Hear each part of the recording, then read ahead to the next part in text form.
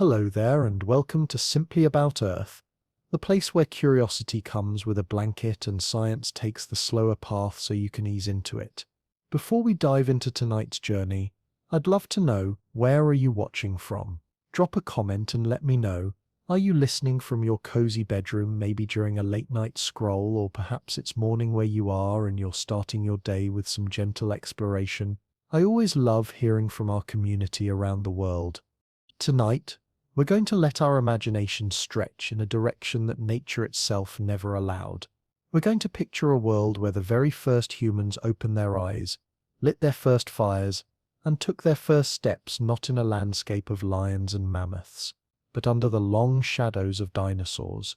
That means wondering how fragile, clever primates might have fared in a land of giants, a world where thunder came not from the sky, but from footsteps on the ground.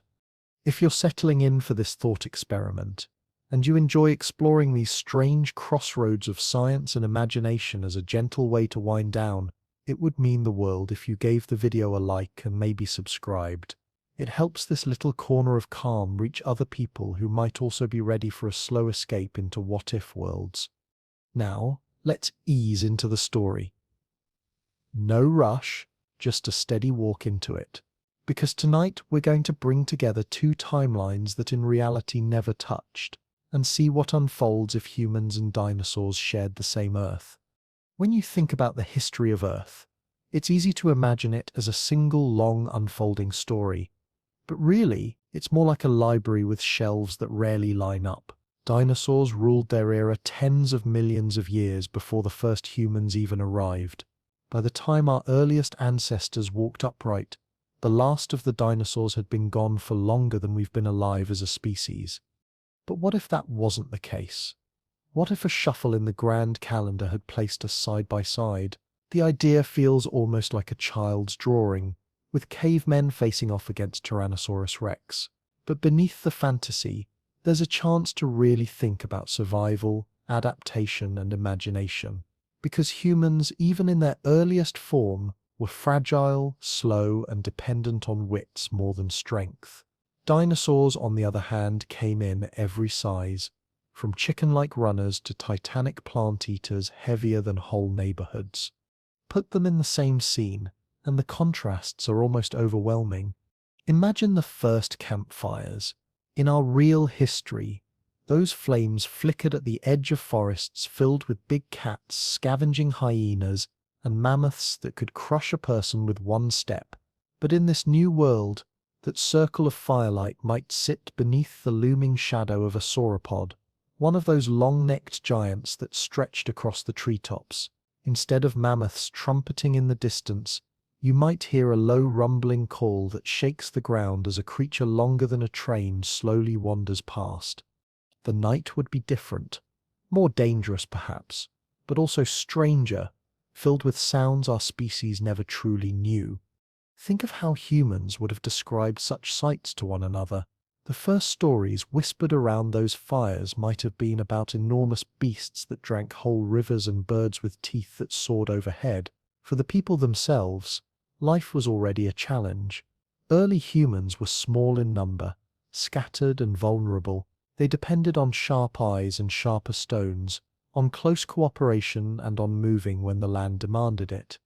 Placing them among dinosaurs raises questions not just about danger, but about scale. How would you hunt if your prey was dwarfed by creatures that could crush a hunting party underfoot? Would humans have focused entirely on the smaller dinosaurs, ones the size of deer or antelope instead of chasing mammoths or bison? Maybe. It's not hard to picture a band of hunters tracking a nimble dinosaur with feathers along a river bank, spears raised, while just beyond them a much larger predator prowled. That thought alone changes the rhythm of life, because every pursuit would carry the risk of becoming prey. Then there's the matter of tools. At the time our ancestors chipped their first axes from stone, they were dealing with animals that could be killed with teamwork and persistence. Persistence hunting, running an antelope until it collapsed from exhaustion, is a strategy that worked. But picture trying that against a dinosaur the size of a bus. There's no running it down. There's no tiring it out before it simply turns and crushes you. Humans would have had to refine weapons much earlier, developing strategies to survive among these creatures. Fire would have been more than warmth. It would have been a shield, a way to draw a line between fragile flesh and the raw power of jaws and claws. The landscapes themselves would have looked unfamiliar. Our ancestors walked through African savannas with scattered trees, through cold steppes and dense forests. Dinosaurs thrived in climates warmer, more humid, filled with ferns and towering conifers. If humans had lived there, they would have grown up among plants that no longer exist today. Their shelters might have been beneath trees with trunks wide as houses, or caves that echoed with the calls of creatures we only know through fossils. The smells would have been stronger, too. Vegetation trampled by enormous herds, carrion left by predators that could take down things larger than elephants, the musk of creatures that filled entire valleys with their presence. For an early human, every day would be a balance of awe and fear. But we can also think about curiosity. Humans are driven to watch, to wonder, to imitate. Imagine children pointing at a herd of duck-billed dinosaurs and trying to mimic their calls. Imagine someone carving the shape of a horned face into wood long before the first cave paintings we know. The art, the language, the culture would all be influenced by these living mountains that wandered the earth beside them. Instead of lions and bears in myths, it would be dinosaurs. The first gods might not have been imagined from the sky, but from the earth-shaking power of creatures so vast they seemed eternal. Survival, though, would not have been romantic. Predators like velociraptors, Utah raptors, or even Tyrannosaurus would have been daily threats. A small band of humans could fight off a lion with fire and shouting, but a coordinated pack of raptors might have been much harder. Humans might have had to change their habits, sleeping in trees more often, building shelters with spikes or walls to keep out attacks. Communities would have needed to be larger sooner because only numbers could offset the sheer danger. The balance between predator and prey would have been more tilted, forcing humans to innovate or vanish. Consider water. Rivers and lakes were lifelines for humans, but they were also magnets for dinosaurs. Every trip to fetch water would mean sharing space with creatures that treated the shoreline as their dining table. Fish-eating dinosaurs, crocodiles even larger than the ones we know, would lurk there. Humans might have developed more cautious routines, building tools to draw water without approaching directly, or posting guards constantly. That simple daily act would become a test of nerves and cooperation. And yet, humans have always adapted. Perhaps they would have found allies among the smaller dinosaurs, not tame in the sense we think of with dogs, but opportunities to observe and exploit patterns. Just as wolves followed humans and slowly became dogs, maybe certain feathered dinosaurs could have lingered near camps, eating scraps, warning of larger predators with their cries. It's speculative, but not impossible. Such partnerships might have changed the course of both species. Instead of dogs at our side, perhaps small bird-like dinosaurs would have filled that role, shaping our path in unexpected ways. Thinking about scale again, imagine migration. In real history, humans spread slowly out of Africa following herds and seasons. In this altered world, migration routes would have been dictated by dinosaur movements. Whole valleys might become impossible when filled with sauropod herds. Predators might stalk particular regions, forcing people to avoid them for generations. Over time, human groups would learn not just to track their prey, but to track the giants, weaving their lives around the rhythms of creatures that dwarfed them. This knowledge, passed through stories and experience, would form a kind of natural calendar. Instead of stars marking the seasons, it might be the arrival of a certain herd, the return of a particular predator. It's worth pausing to think about what this would do to human bodies. Constant danger from such enormous animals might have pushed evolution differently. Speed, agility, and coordination might have been selected for more strongly. Perhaps humans would have developed greater physical endurance earlier, stronger throws, faster reflexes, or maybe intelligence itself would have sharpened more quickly because only cunning could outmatch size. Our brains might have grown under the pressure of surviving among dinosaurs, shaping us into a different species altogether. And yet, as dangerous as this world would be, it would also be rich. Food sources would be abundant. From dinosaur eggs the size of melons to the smaller creatures that lived alongside the giants. Plants themselves would offer variety unknown today. Early humans might have developed unique diets, unique medicines by experimenting with what grew in those ancient soils. Curiosity would be as important as caution. Exploration, even in fear, would still have driven them forward. Picture a night again, the fire crackling, the stars dimmed by a canopy of strange trees. Beyond the firelight, a low rumble shakes the earth as something passes. It doesn't attack. It doesn't even notice. It just moves on, a living hill in the dark. Around the fire, people whisper about it. Past stories. Imagine what it means. Those stories would carry on. They would form the roots of culture, of religion, of identity. Living with dinosaurs wouldn't just change survival. It would change how humans understood themselves. And of course, not every encounter would be survived. Many wouldn't. That harsh reality would shape traditions, warnings, and rituals. People might paint symbols not just for hunting success, but for protection against creatures that towered above them. They might leave offerings to steer herds away, or to beg predators not to come close. Whole belief systems might grow from trying to explain the presence of such overwhelming neighbors. In that world, every day would be framed by giants, not just physically, but in memory, in imagination, in fear, and in awe. Humans, so small and so new, would have found themselves in a theater already full, sharing the stage with creatures that had ruled for millions of years, and that stage would not have bent easily to their arrival. When you think about history, it feels ordered because we learn it in steps, one after another. As if the planet laid everything out in a neat line. Dinosaurs came first. They vanished. Mammals rose and eventually people appeared. It looks clean in a textbook, but the truth of Earth's history is messier. Entire ages came and went.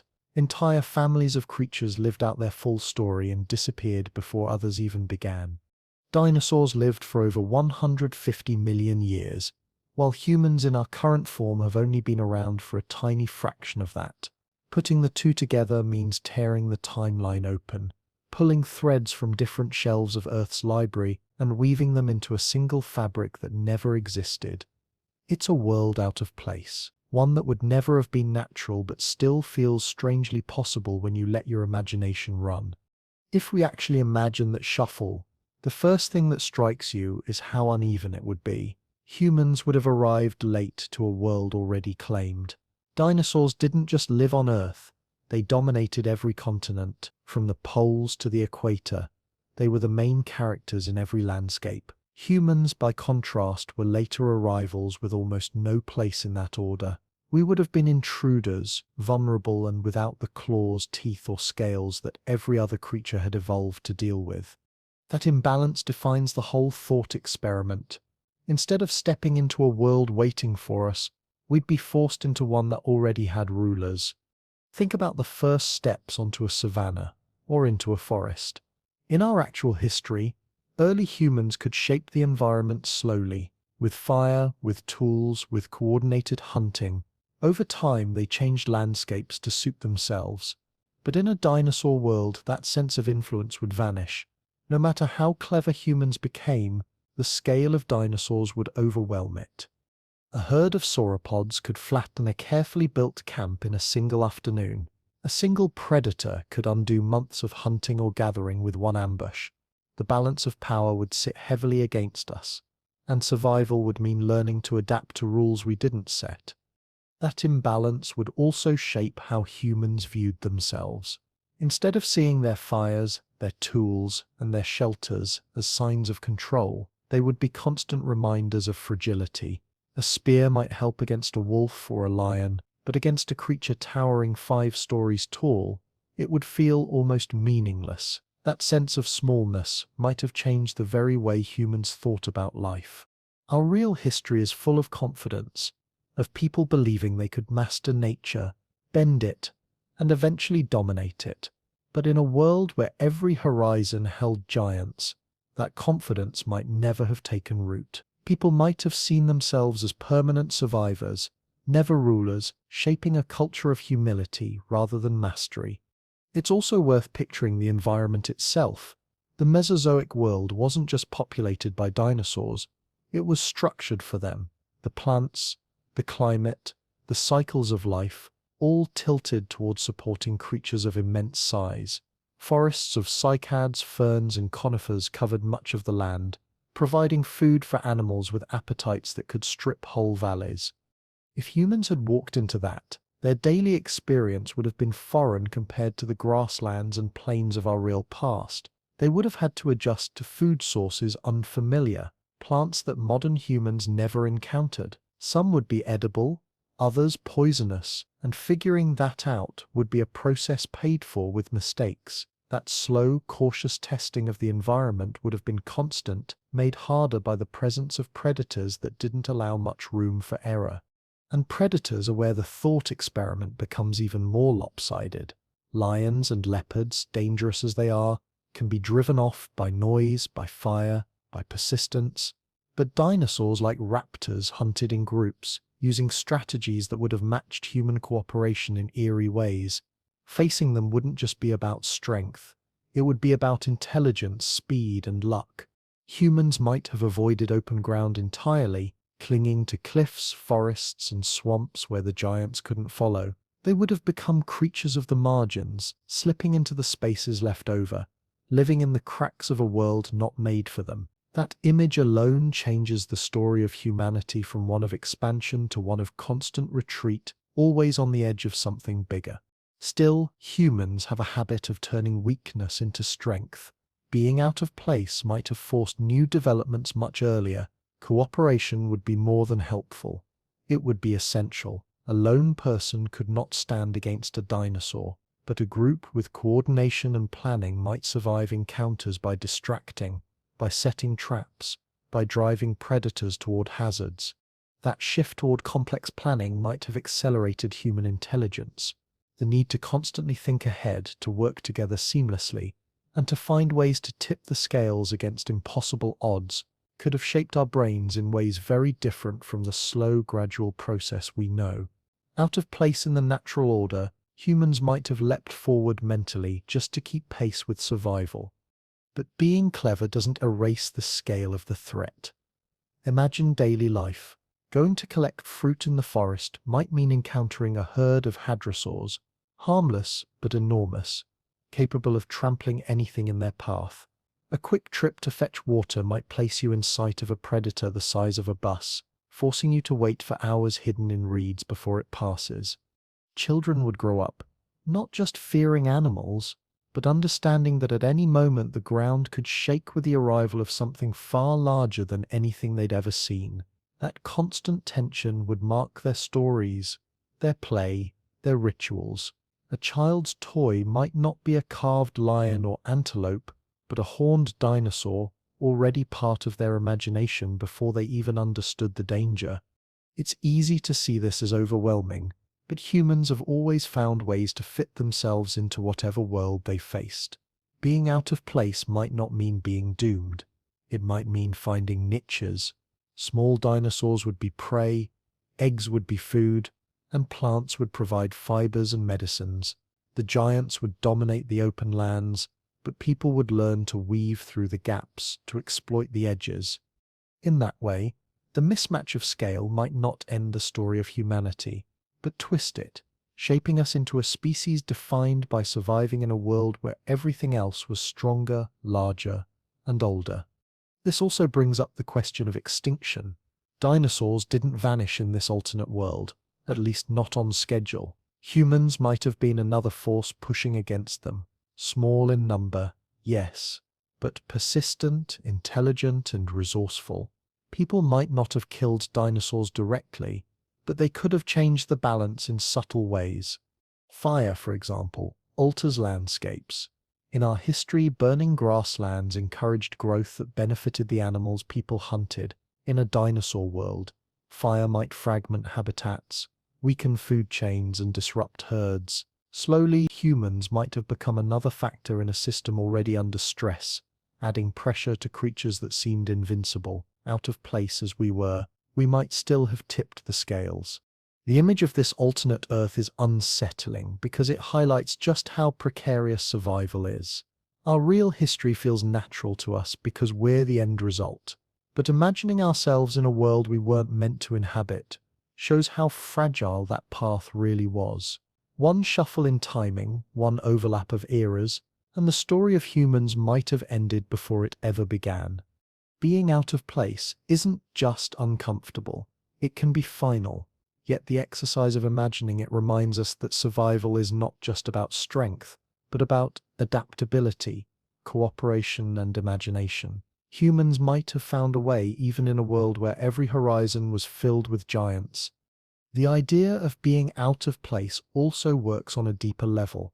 We sometimes forget how new we are, how brief our presence on Earth has been compared to the creatures that came before. Dinosaurs ruled for spans of time so long they make our entire history look like a flicker. To put humans beside them is to remember that we're not inevitable, not guaranteed. Our place in the world is fragile, contingent, and sometimes accidental. Imagining ourselves in a different order of time shows just how easily things could have been otherwise. That awareness, far from being discouraging, can make the present feel sharper, more significant. We're here not because it was inevitable, but because countless accidents of history lined up in our favor. When you picture the earliest people, it isn't skyscrapers or cities or even villages that come to mind. It's bare feet pressing into soil, stone tools clutched in hands that are still learning what hands can do, and the first sparks of fire pushing back the dark. Those first footsteps were cautious, but they carried the weight of an entire future. In our history, they fell on landscapes filled with animals we can still recognize: antelopes, elephants, lions, and hyenas. But in this reimagined world, every step forward lands in the shadows of creatures that never should have been there. Dinosaurs that had owned the earth long before humans even thought of fire. That simple act of walking into a clearing, looking up and seeing something vast and scaled instead of familiar mammals, would have changed everything about how the first humans understood their place. The first thing those early feet would have met was terrain shaped by giants. Trails wouldn't just be narrow paths through brush, but broad corridors pressed into the ground by herds of animals heavy enough to flatten trees. A human walking along one of those paths would feel like a child wandering down a road made for titans. Each footprint a reminder that they were guests on someone else's land. That sense of scale would be constant. Even grass, as we know it, was rare in the age of dinosaurs. Instead, people would move through forests thick with ferns and cycads, plants taller than them, hiding both food and danger. Every step would be a decision. Do you press forward into the undergrowth? Do you follow the giant trail? Or do you circle back and hope for safety? Walking in those places would never be quiet. The air would be filled with the low rumble of sauropods moving through the distance, the shrieks of smaller dinosaurs darting through branches, and the occasional thunderous crash of something enormous shifting its weight. For humans, sound was always a clue, always a sign. A snapping branch might mean a predator in the grass. In this world, the sounds would be overwhelming, a constant reminder that they were not the only ones walking here.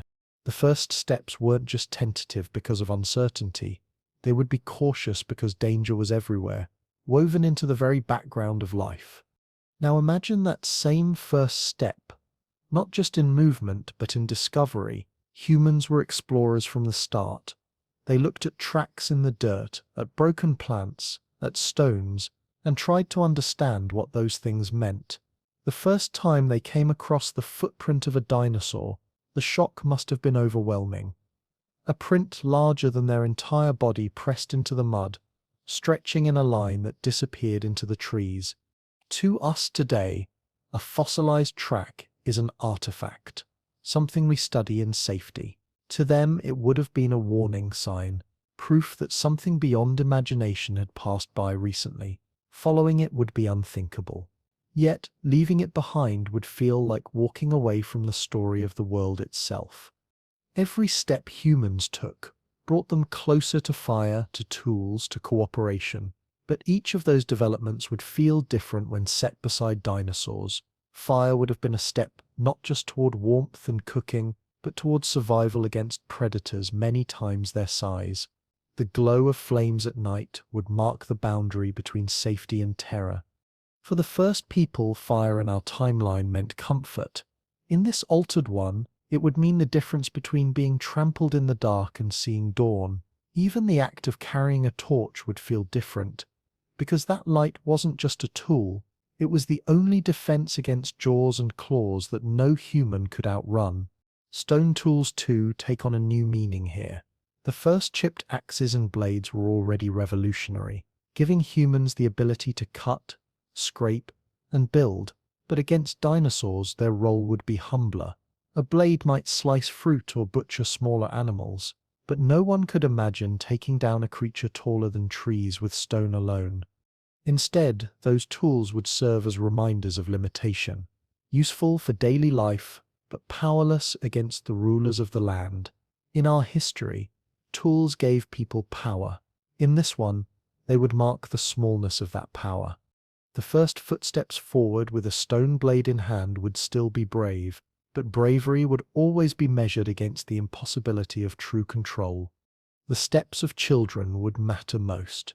Children are the reason groups moved, explored, and built shelters. In a world with dinosaurs, their footsteps would be the most vulnerable. Every path chosen would have to protect them.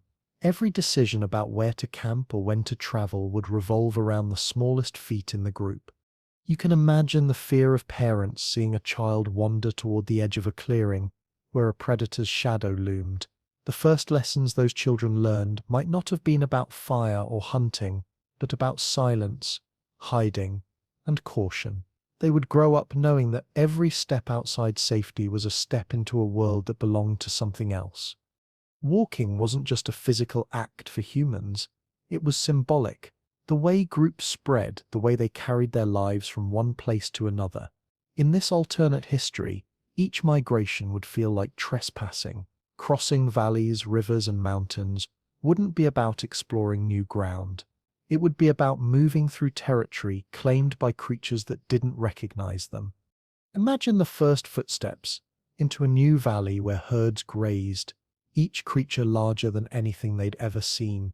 Humans would have to weigh every move, deciding whether to risk staying close for food or to skirt the edges, surviving on less but avoiding notice. Those decisions would shape the path of humanity, each one a delicate step between survival and extinction. But there's another side to those footsteps: curiosity. People don't just walk to survive, they walk to see what lies beyond. Even in danger, that drive doesn't vanish. The first time a group of humans followed dinosaur tracks, not out of fear, but out of wonder, would mark a turning point. They might find nests filled with enormous eggs or carcasses picked over by smaller creatures.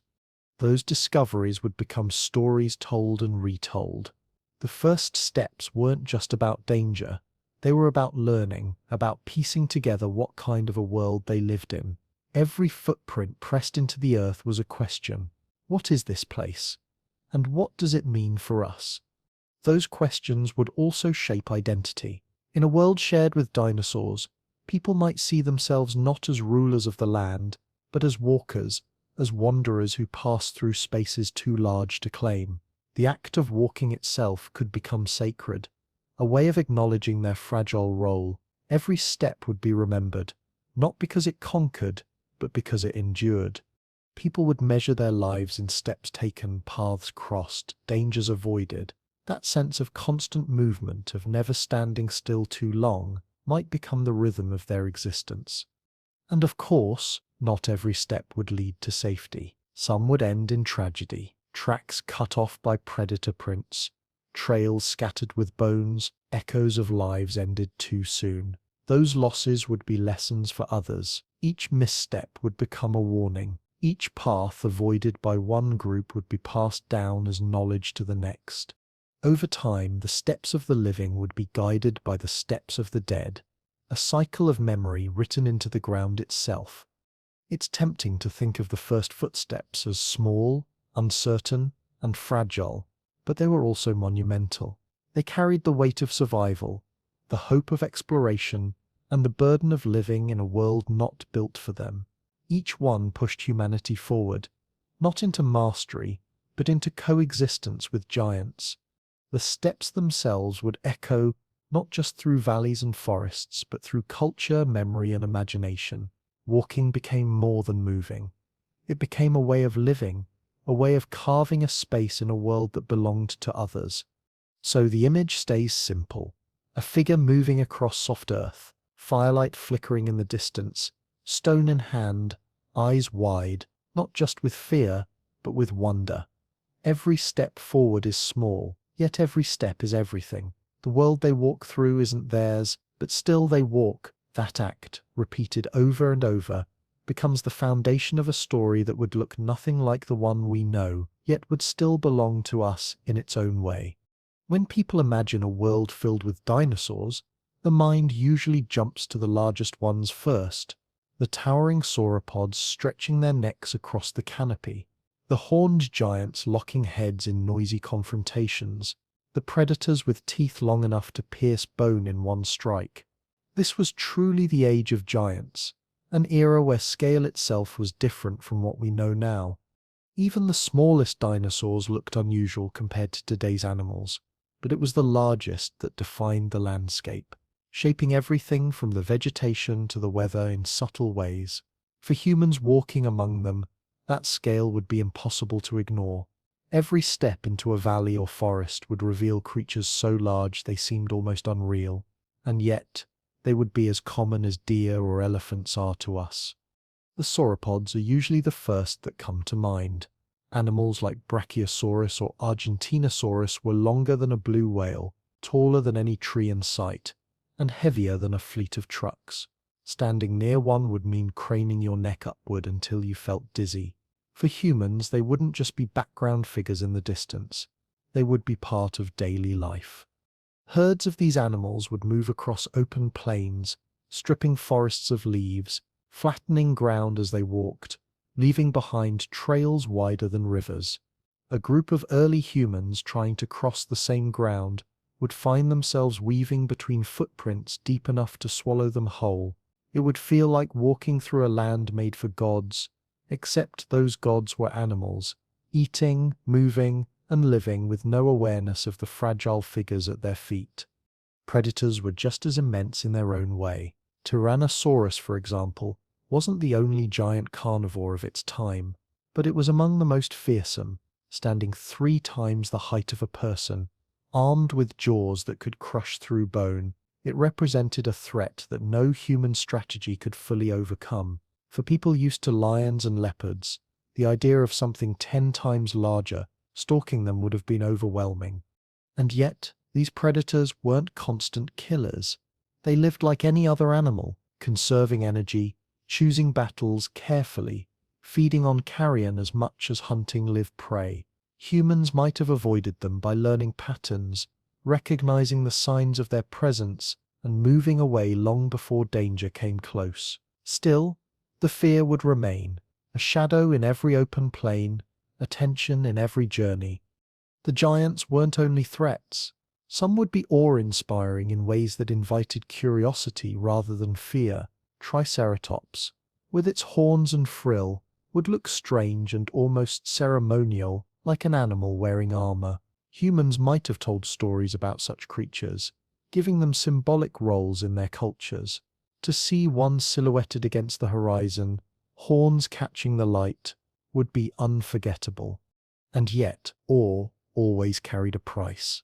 Approaching too closely would mean risking a charge, a horn through the body, or being trampled under hooves. The age of giants wasn't gentle. It was a constant reminder that beauty and danger often came together. The landscape itself would be built around these animals. Forests would be shaped by constant feeding, open plains carved by migration paths, And even rivers would change course as herds trampled their banks. Humans would have to adapt to those rhythms. A valley that seemed fertile one season might be devastated the next as herds passed through and stripped it bare. A forest filled with fruit and shelter might become dangerous overnight if predators followed migrating dinosaurs into it. Human groups would need to move more often, reading the signs of giant movements the way we read weather. Entire patterns of survival would be written around the giants, their needs shaping the possibilities for human life. Food would be both scarce and abundant. On one hand, the sheer size of dinosaurs meant competition for plants and water would be intense. On the other, opportunities would open up in strange ways. The eggs of giant dinosaurs could feed a group for days. Carcasses left behind by predators would be feasts if people could reach them safely. Humans, always opportunistic, might have followed the trails of giants, not to hunt them, but to scavenge from what they left behind. That strategy, risky as it was, could become central. The Age of Giants would not leave space for humans to dominate, but it would leave scraps, and sometimes scraps were enough to survive. Living in such a world would also mean dealing with constant noise. Imagine the sound of a herd of sauropods moving across open ground. The low rumble of their steps would carry for miles, shaking the earth underfoot. The calls of hadrosaurs resonating like horns would echo through valleys. Predators would roar, hiss or bellow to mark territory or frighten rivals. For humans, sound would be both warning and background, so constant that silence itself would feel strange. Nights would be filled not with crickets or wolves, but with distant rumbles, the crash of trees, and the shifting of enormous bodies. Sleep would never feel fully secure. The giants would always be near, whether in sight or only in sound. Size also changes perception of time. Dinosaurs grew slowly compared to humans, some taking decades to reach full size. Their lifespans might stretch beyond what humans could imagine. To see the same giant year after year, wandering the same paths, would make them feel eternal, as if they had always been there and always would be. Humans, with their short lifespans and quick generations, might have seen themselves as temporary, passing quickly while the giants endured. That difference would influence culture deeply. People might see themselves as fleeting visitors, with the dinosaurs as the permanent residents of Earth. The danger of predators would force humans to become inventive in their defenses. Traps might be designed not to catch dinosaurs, but to deter them, to create barriers of spikes or pits that redirected paths. Fire would be used not just to cook, but to scare. Loud noises, coordinated shouting, and displays of numbers might have been strategies to push predators away. None of these would guarantee safety, but they would create small pockets of survival in a world otherwise ruled by creatures beyond human scale. And then there's the question of what giants mean for imagination. Humans have always told stories about large creatures, dragons, monsters, and gods shaped like animals. In this world, no invention would be needed. The giants would be real, living alongside people every day. Stories might not exaggerate them at all, because the truth would already be unbelievable. Children would grow up hearing not myths, but descriptions passed down from those who saw a predator in the flesh, or watched herds darken the horizon. Imagination would merge with reality until the line between them disappeared. It's easy to think of this age as terrifying, but it would also be humbling. For humans to survive among such creatures, they would need to accept their limits. They could not conquer, only endure. They could not eliminate threats, only avoid them. That humility might have changed the trajectory of humanity itself. Instead of building toward domination of the earth, people might have built toward harmony, seeking ways to live within boundaries set by giants. The very idea of control might never have taken root. Instead, coexistence, fragile and temporary, would define life. And yet, even in the shadow of giants, people would keep moving forward. Each fire lit, each tool sharpened, each shelter built would be a small victory. Each survival through the night would prove possible what seemed impossible. The giants would never go away, but humans would never stop trying. That persistence, even in the face of creatures that made them seem irrelevant, would be the quiet strength of their story. The age of giants would not crush humanity, but it would shape it, pressing every step into patterns of caution, respect, and stubborn endurance. So when we think about what it would mean for the first humans to live among dinosaurs, it isn't just about danger or scale, it's about perspective. Living among giants would have forced us to see ourselves differently, not as masters of the land, but as one small part of it, fragile yet determined, weak yet inventive. And perhaps that awareness more than anything else would define the path forward. When two stories are meant to stay apart, you can almost feel the strangeness of forcing them together. Dinosaurs and humans belong to different shelves in Earth's history, separated by more than 60 million years. Yet imagining them side by side means deliberately crossing timelines that were never supposed to meet. That act itself creates questions. What happens when the habits of one age collide with the instincts of another? What do people do when they suddenly find themselves standing in the middle of a drama that had already been running long before they arrived? Crossing timelines isn't only about picturing people next to dinosaurs, it's about picturing what it would mean to live in a story already in progress, one written by creatures who had no need for us. Dinosaurs had already solved the challenges of survival. They filled every niche on land, in water, and in the air. Some were predators perfected for speed, stealth, and precision. Others were plant eaters designed to move in herds, stripping landscapes bare in coordinated movements that dwarfed anything a group of people could do. Still others soared overhead with wings wider than a small plane, shadowing the ground as they searched for food. Humans entering that world would have brought none of those perfected advantages. We would have entered not as equals, but as strangers arriving late to a party already crowded. Crossing those timelines would have been like stepping onto a stage in the middle of a play where the actors ignore you and the scenery towers above.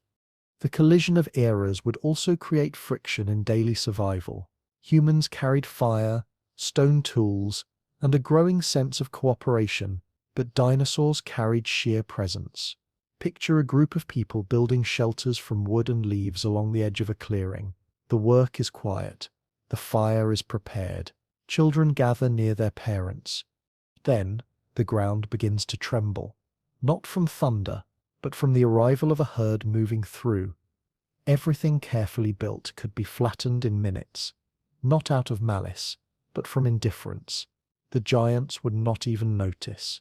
Crossing timelines would mean living with the knowledge that your efforts were temporary, constantly vulnerable to being erased by creatures that didn't even recognize you existed. But friction also sparks adaptation. Humans are defined by their ability to learn quickly, to find patterns, and to change behavior based on experience. Placed alongside dinosaurs, those traits would have been tested harder than ever. People would need to learn migration paths, understand feeding grounds, and avoid predator territories with precision. The earliest maps, drawn not on paper but in memory, would have been less about rivers and mountains, and more about where the giants moved, where they fed, and where they hunted. Crossing timelines would have turned humans into cartographers of danger, marking the world not by opportunity, but by threat. Cultural clashes would also appear. Our real ancestors told stories about the animals they lived with, weaving them into myths, symbols, and rituals. In this altered world, the scale of those stories would change. Instead of tales of lions or mammoths, people would speak of creatures taller than trees with teeth that gleamed in the firelight. Rituals might revolve around asking protection from the giants. Songs might imitate their calls, and carvings might preserve their shapes. Human imagination thrives on the unfamiliar, and dinosaurs would provide endless material. Crossing timelines would not only affect survival, it would shape identity.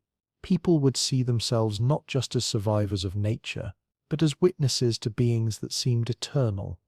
The everyday conflicts would extend to resources as well. Humans and dinosaurs would compete for food and water in ways that could not be balanced easily. A herd of hadrosaurs could strip a riverbank bare in hours, leaving nothing for people. Carnivores might descend on the same prey humans hunted, scattering them or stealing the kill outright. Even plant gathering would be risky, because many of the plants people might eat would also feed smaller dinosaurs, and those dinosaurs might themselves be prey for larger ones. A simple act, like picking fruit, could place humans in the middle of a chain reaction of attention, noise, and danger. Crossing timelines would mean constantly weaving through conflicts that could never be resolved. And yet, despite the imbalance, there would be moments of strange opportunity. Dinosaurs, for all their size, were still animals. They lived, fed, and moved in patterns. Humans might have learned to follow behind herds, scavenging from what they left behind.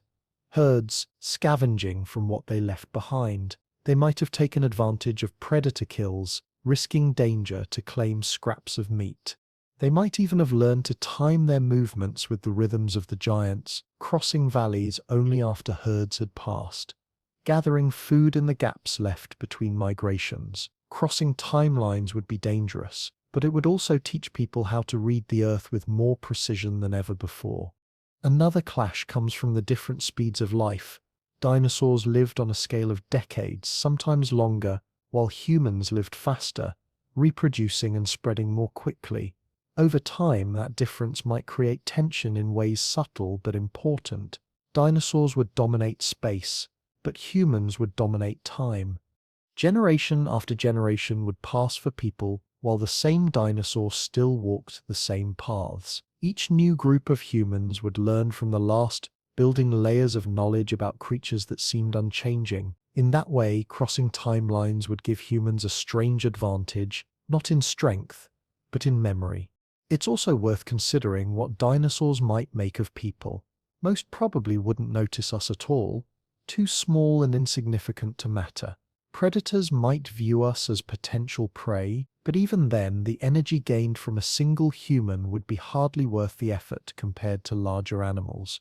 That indifference would be its own kind of danger. People would have to live with the knowledge that they were not hunted for sport or for rivalry, but simply ignored. In some ways, that would feel worse. To be so insignificant in the eyes of the world's rulers. Crossing timelines would teach humility through neglect as much as through threat. Humans, however, are rarely content with insignificance. They would have found ways to make themselves matter, even if only in small pockets. Fire, sound, and numbers would help them carve out tiny spaces of recognition. Predators might begin to avoid groups that shouted and brandished flames. Smaller dinosaurs might learn to scavenge from human camps, creating relationships that were neither friendly nor hostile but pragmatic. Over time, these interactions would add up, not rewriting the balance of power but nudging it slightly, enough to carve out niches of survival. Crossing timelines would not turn humans into rulers, but it would let them become participants, part of the story instead of footnotes. The psychological impact would be immense. Humans are storytellers, and living with dinosaurs would make those stories larger, darker, and stranger. Every generation would grow up hearing warnings, descriptions, and legends of creatures beyond comprehension. Those stories would carry not only fear, but also fascination. Children would draw shapes in dirt, imitate calls, and imagine what it would mean to ride or tame such creatures. Even in fear, imagination would stretch toward curiosity. Crossing timelines would not erase wonder, it would fuel it. And perhaps, most importantly, crossing timelines would blur the sense of destiny. In our world, humans eventually became dominant, reshaping Earth around themselves. But in this world, with dinosaurs still present, dominance would never be guaranteed. People would live knowing that the world could not be bent entirely to their will. They would always share it with forces larger and older. That awareness might have created a very different sense of purpose, one not about mastery, but about endurance. Crossing timelines wouldn't end humanity, but it would change what humanity meant. The collision of ages shows us something simple but profound. Our place in history is fragile. Move the pieces slightly, and the story changes.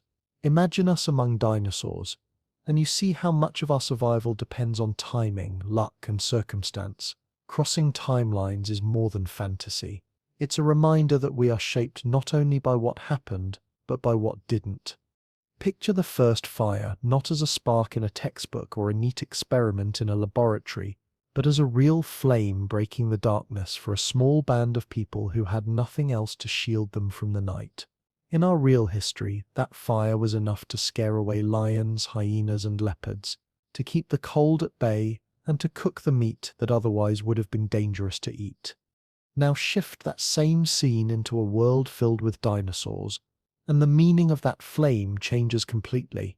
Around it, fragile humans gather close.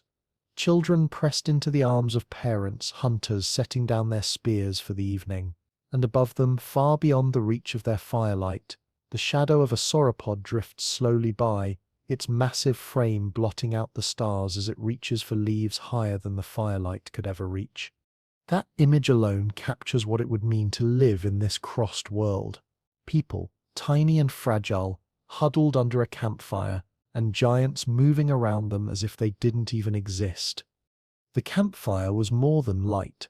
It was a center, a boundary that turned a patch of open ground into a circle of safety. In a land of dinosaurs, that safety would always feel uncertain. The crackle of flames would push back the shadows. But what could a flame do against a creature weighing tens of tons? The fire wouldn't keep a sauropod away. It wouldn't even be noticed.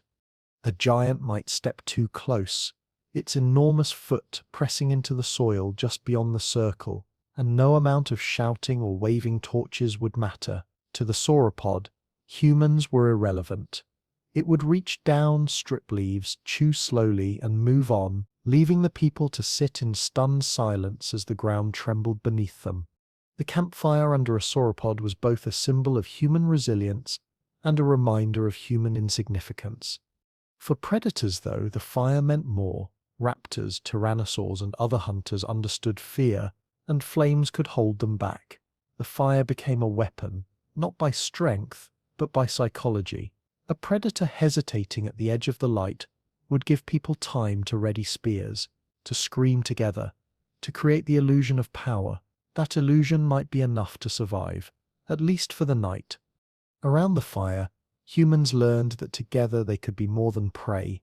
The fire was the tool that turned scattered individuals into a unit, a force that could stand, however briefly, against a world much larger than themselves. The campfire also carried meaning in quieter ways. Food prepared there didn't just nourish, it created shared experience. In a dinosaur world, cooking meat meant drawing predators closer, so people would have to cook quickly, eat fast, and cover their scent with smoke. Still, that act of gathering around flame created community. The stories told there, whispered while giants moved in the dark, would carry weight. A parent describing the dangers of a valley, a hunter explaining the tracks he'd seen, a child asking what the rumble in the distance meant. All of it would become memory and culture. The campfire under a sauropod wasn't only about heat and light. It was about learning, warning, and passing knowledge to make survival possible. Imagine the smell of such a night, smoke drifting into the air, blending with the heavy scent of plants trampled by sauropod feet, the musk of enormous bodies moving close by, the sharper odor of predators circling farther out. For humans, every smell was a message. Smoke meant warmth, but it also meant risk of detection. The smell of dung meant herds had passed and danger might follow. The faint odor of decay meant a carcass nearby, a temptation that could bring predators at any moment. The senses sharpened by firelight would create a constant awareness that survival was fragile. Sitting by the campfire under a sauropod, every breath would be filled with reminders that the world was not theirs. The fire itself was fragile too. Rain could put it out. Wind could scatter embers. A careless hand could burn food or destroy tools. Protecting the fire became as important as protecting the group. In this alternate world, fire might be carried constantly, guarded like a living thing. People might have kept torches burning even as they walked, ensuring that the spark never died. Losing fire in a land of dinosaurs would mean losing safety, losing the boundary between life and the dark beyond. That responsibility would shape behavior, creating rituals around tending the flames, passing coals from one camp to the next, and teaching children never to let it die. The presence of a sauropod near the fire added something else: scale. Sitting beneath a creature larger than any building they could imagine, humans would feel the weight of comparison. Their fire, no matter how carefully fed, was a flicker against the massive bulk moving overhead. That contrast would teach humility, but also determination. The campfire didn't need to match the sauropod. It only needed to hold back the night enough for people to live another day. The comparison would not break them. It would remind them of their role. They were not giants, but they were survivors, and sometimes survival was enough. But the campfire wasn't always safe. The light might attract predators instead of scaring them. The smell of cooked meat might draw scavengers. Even the glow could make humans visible in the dark. Sitting by the fire meant constant vigilance, with lookouts scanning the shadows for movement. A branch snapping too close could send the group scrambling, spears raised, hearts pounding. The fire gave comfort, but it also gave away position. That tension between safety and risk defined life in this altered world. Every campfire was a gamble, a hope that light would protect more than it exposed. And yet, people would keep lighting them. No matter the risk, the need for warmth, food, and community outweighed the dangers. Around those flames, humans forged bonds that predators and giants could not erase. They learned to coordinate, to share, to dream. The campfire under a sauropod became not just survival, but the beginning of culture. It was the place where ideas formed, where questions were asked, where plans were made. In the shadows of dinosaurs, humans learned to be more than individuals. They became groups, families, and eventually societies. The sauropod itself, massive and indifferent, might never have noticed the fire at its feet. To humans, though, its presence would become legend. Stories would grow about the night the fire burned while a giant walked past. Some would say the sauropod was a guardian, a creature too vast to fear. Others would warn that it could crush them without realizing. Over time, such encounters would shape myths and beliefs. The sauropod under the stars, moving slowly past a circle of light, would live on in memory long after the fire burned out. For children, these moments would be formative. Sitting close to parents, hearing the rumble of footsteps above, they would grow up knowing that giants walked the earth with them. The fire would be their first lesson in safety. The sauropod their first lesson in scale. Those experiences would shape how they saw the world. They would not think of themselves as rulers, but as survivors in a shared space, fragile but resilient. The campfire under a sauropod was not just a scene, it was the foundation of a world view. Every detail of that night would matter. The way sparks drifted upward, mirroring stars hidden by the bulk of the giant above. The way shadows stretched and shifted as the firelight flickered against massive legs. The way silence fell whenever the sauropod paused, chewing slowly, breathing deeply. For humans, those details would become memory etched into survival. The fire was fragile. The people were small, but together they endured even as giants passed by.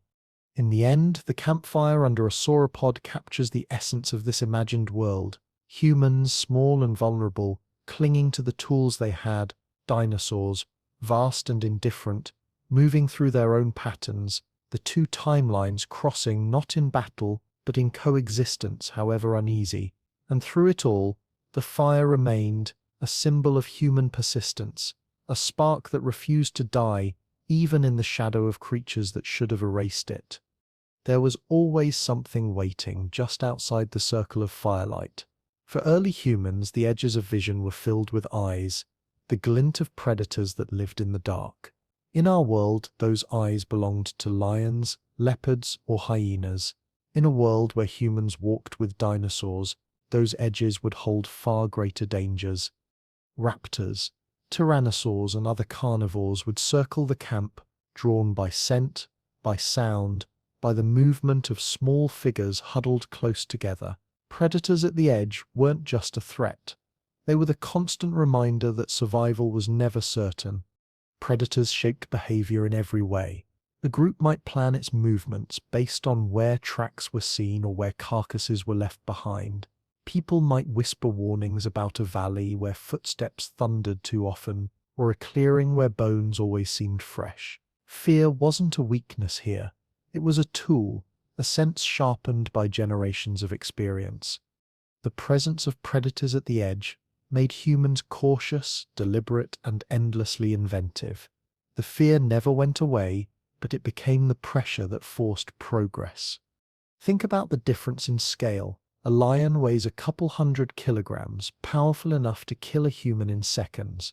A raptor, depending on the species, could be twice that size, armed with claws designed to slice through bone. A tyrannosaur could weigh thousands of kilograms, its head alone bigger than a person's entire body. For humans, fighting back directly would be impossible.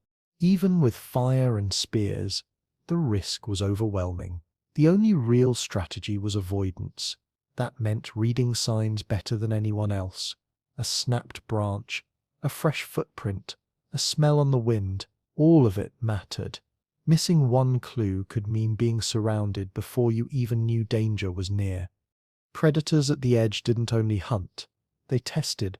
Raptors in particular were intelligent, capable of working in groups, coordinating movements, and probing defenses. A human camp with fire might seem safe, but a raptor could watch from the shadows, waiting for a mistake. A child wandering too far, a fire burning low, or a hunter stepping out alone to relieve himself in the dark could be enough. The edge of the firelight wasn't a boundary. It was a challenge. Humans had to prove every night that they could defend it.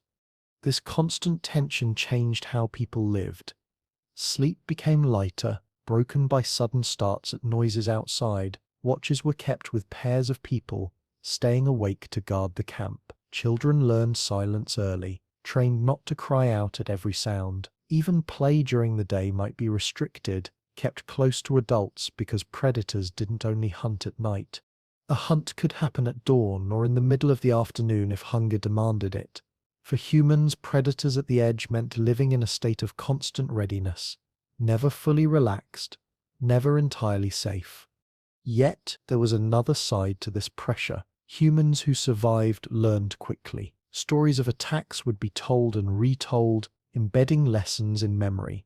A warning about how a hunter was dragged away after stepping beyond the light became a rule for the next generation. Each encounter, no matter how deadly, became knowledge.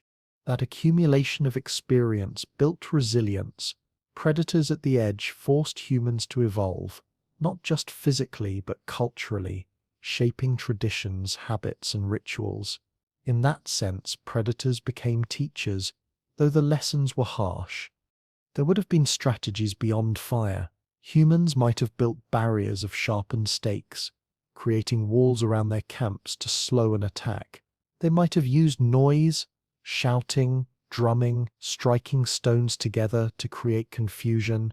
They might even have turned to traps, digging pits, or setting snares not to kill predators but to discourage them.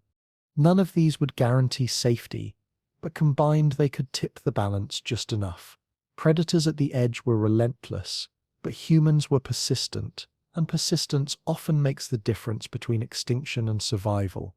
It's also worth considering how predators saw humans to a tyrannosaur. A single person might not be worth the effort compared to larger prey. To raptors, though, humans could look like manageable targets, small and vulnerable but dangerous in groups.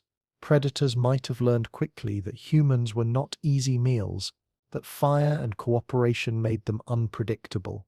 Some predators might have avoided humans entirely, while others might have specialized in hunting them. The relationship would have been complex, a cycle of testing, avoiding, and sometimes succeeding. For humans, this meant living in uncertainty. They never knew whether the edge of the light held disinterest or determination. The edge wasn't just physical, it was psychological. Living with predators so close created a constant tension that shaped how people thought. The imagination filled the darkness with threats, even when none were present. Every sound became suspicious, every shadow a potential attack. That stress could be exhausting, but it also made people sharper. Hyper-awareness became part of survival, a skill passed down as naturally as walking or eating. Predators at the edge taught humans to see patterns in chaos, to expect danger even when none appeared. That habit of vigilance may have carried forward into everything else they did. The predators also changed the way humans viewed the land. A valley wasn't just fertile or barren, it was safe or dangerous. A river wasn't only a source of water, it was a hunting ground for carnivores. People might have built mental maps not of where resources were, but of where predators lingered. Those maps would guide movement, migration, and even culture. Entire groups might avoid regions known for certain predators, creating invisible boundaries across the world. Predators at the edge didn't only hunt, they shaped the geography of human life. Predators could even change the way humans interacted with each other. Fear made cooperation essential. A lone wanderer was a dead wanderer, so groups stuck together. Disputes might be set aside in the face of shared danger. Firewood was gathered more quickly, camps built more carefully, because hesitation meant exposure. In some cases, predators might have pushed groups to merge, creating larger communities that could better defend against attack. The edge of the firelight, in that sense, was a place where not only fear lived, but where human society itself began to take shape. The relationship with predators wasn't only hostility. Humans are observant, and they might have learned from predators too. Watching raptors hunt could teach lessons about coordination. Watching tyrannosaurs scavenge could inspire new strategies for finding food. Even the behavior of predators circling the edge of camp might reveal patterns useful for defense. People would not only fear predators, they would study them, incorporating what they saw into their own survival. Predators at the edge were threats, but they were also models of how to succeed in a harsh world. Imagine a specific night. The fire burns low, embers glowing instead of flames. A group of humans huddles close, whispering, trying not to draw attention. Just beyond the circle, eyes glint in the dark. The sound of claws scrapes against stone. A raptor watches, shifting its weight, considering. The humans tense, spears ready, voices hushed. A decision is made, not to fight, not to flee, but to throw a burning branch outward. The predator hesitates, startled, then slinks back into the shadows. Relief washes over the group, but the fear doesn't vanish. They know it will return. This is what life with predators at the edge meant. Not one victory, not one escape, but an endless cycle of tension, defense, and survival. The edge was never fixed. It moved with the fire, with the people, with the predators themselves. Sometimes the edge felt close, pressing in with every sound. Other times it felt far, the night quiet, the danger distant. But it was always there, a boundary that reminded humans they were never alone. That awareness shaped everything, from how they built shelters to how they told stories. Predators at the edge weren't only creatures of flesh and bone, they became symbols of danger, of vigilance, of the unknown. Over time, those symbols grew into myths. A predator that circled the fire one night might become a story passed down for generations. Its features exaggerated, its danger magnified. Children would grow up hearing those stories, internalizing the lessons long before they faced real danger. The myths didn't replace reality, they reinforced it. Predators at the edge lived in both worlds, the physical and the imagined, and in both they shaped humanity. And through it all, people kept surviving.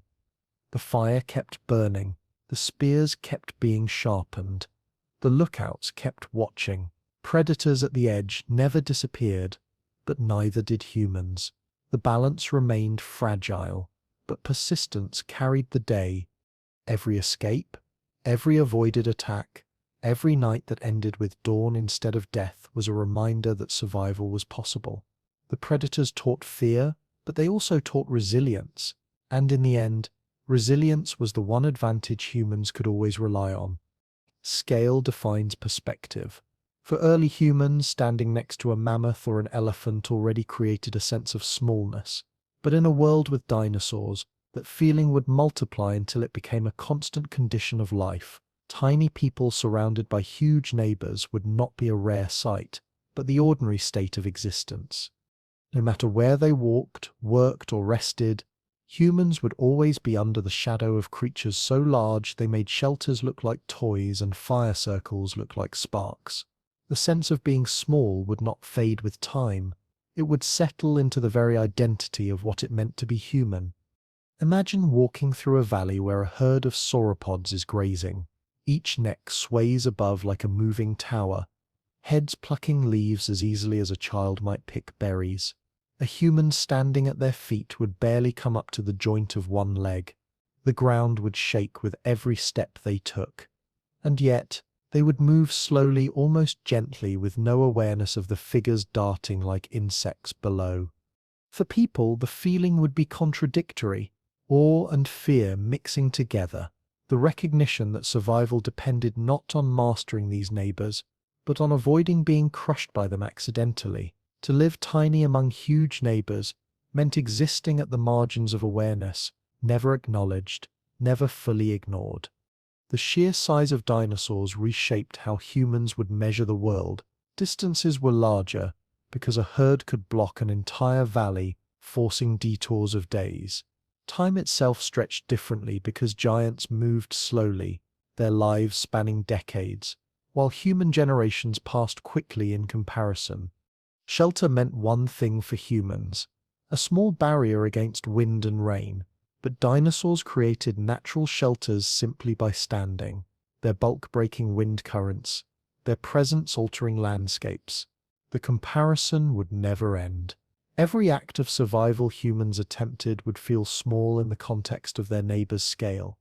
But being tiny also meant being overlooked.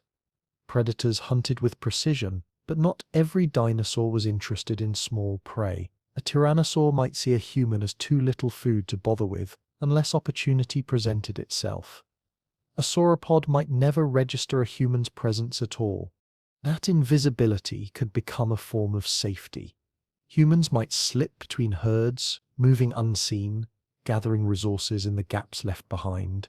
They would become experts at using size to their advantage, learning to disappear into landscapes that giants could not navigate. Being tiny among huge neighbors wasn't only a disadvantage. It could be a shield if used wisely. Daily life would reflect that tension.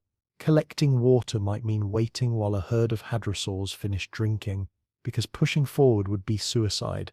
Hunting smaller dinosaurs would require timing, striking when larger ones were absent, retreating before predators noticed. Even something as simple as gathering wood could be disrupted by the crash of a tail through the undergrowth, forcing people to scatter. Everything was conditional on the movements of neighbors so large they could not be resisted. Human footsteps were careful, planned, always guided by the awareness that they were not the main characters in their environment. Children would grow up with this perspective woven into their understanding of the world. From the beginning, they would learn that survival depended on recognizing scale. They would hear warnings not to wander where herds gathered, not to linger in open spaces where predators could see them, not to mistake curiosity for safety. Play might take place near shelters or within forests too dense for giants to enter, always under the watchful eyes of adults. Childhood itself would be shorter in such a world because children would be forced to learn discipline and caution almost as soon as they could walk. To be tiny meant growing up faster, because mistakes carried costs too great to allow for second chances. This imbalance of size would also shape human imagination. Giants naturally inspire stories. Around fires, people would describe the neighbors they saw, sometimes in detail, sometimes exaggerated, until the creatures seemed almost supernatural. Tales would form about how the earth itself created giants, about what they meant, about why people were so small in comparison. Some stories might give the giants divine roles, others might frame them as tests, challenges placed on the world to force people into cleverness. Either way, being tiny in a land of giants would make storytelling essential. Words became the only way to stretch human scale to match what eyes could not fully grasp. Practical survival required more than stories. Groups might learn to track giant movements, not to hunt them, but to avoid them. They would mark safe routes through forests, noting where herds never passed. They might build shelters in caves or against cliffs, places too narrow or steep for dinosaurs to follow. They might even time their migrations with the absence of certain species, slipping into valleys during seasons when herds moved elsewhere. The giants dictated the rhythm of life, and humans responded with strategies designed to minimize contact. Being tiny didn't mean being helpless.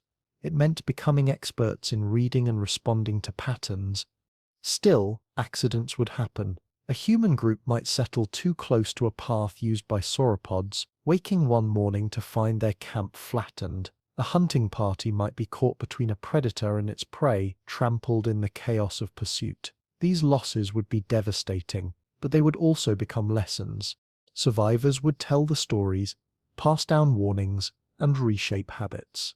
Over time, a cultural memory would form, a collective understanding of where not to step, what not to do, and how to live alongside neighbors too large to challenge. That cultural memory would extend into art. Carvings might show humans beside towering creatures, emphasizing scale as the defining relationship. Songs might imitate the deep calls of giants, preserving the sounds as part of tradition. Paintings, if they ever developed, might feature not only animals, but the contrast between small figures and overwhelming presences. Living tiny among huge neighbors would make comparison unavoidable, and comparison would become expression. Culture itself would grow out of the need to understand and represent the imbalance of size. The question of tools becomes more interesting here. Spears, axes, and fire were powerful against animals closer to human scale, but against giants, they were useless. That realization would shift the role of tools from direct confrontation to indirect survival. A spear might kill a smaller dinosaur, providing food, but against a sauropod, it was a stick thrown at a wall of flesh. Fire could scare predators, but it would do nothing to a creature indifferent to danger. Humans would learn quickly that their tools were not weapons for dominance, but aids for living within limits. That awareness might prevent the illusion of mastery from ever taking hold. People would see themselves as tool users. Yes, but not as rulers. The giants reminded them of that every day. Communication between groups would reflect this too. Stories of neighbors encountered would be shared when groups met, forming a wider network of knowledge. The valley beyond the ridge belongs to the horned ones. The river is unsafe in the dry season because predators gather there. Information wasn't just useful, it was essential. Being tiny meant relying on others because no group could map the entire landscape alone. Cooperation became survival, and survival depended on sharing what was known about the giants that dominated every region. Even in awe, there would be moments of unexpected beauty. A group might pause at dawn, watching a herd move slowly across a plain, their silhouettes blocking the rising sun. A parent might hold a child on their shoulders, pointing out the massive forms, explaining which ones to fear and which to avoid.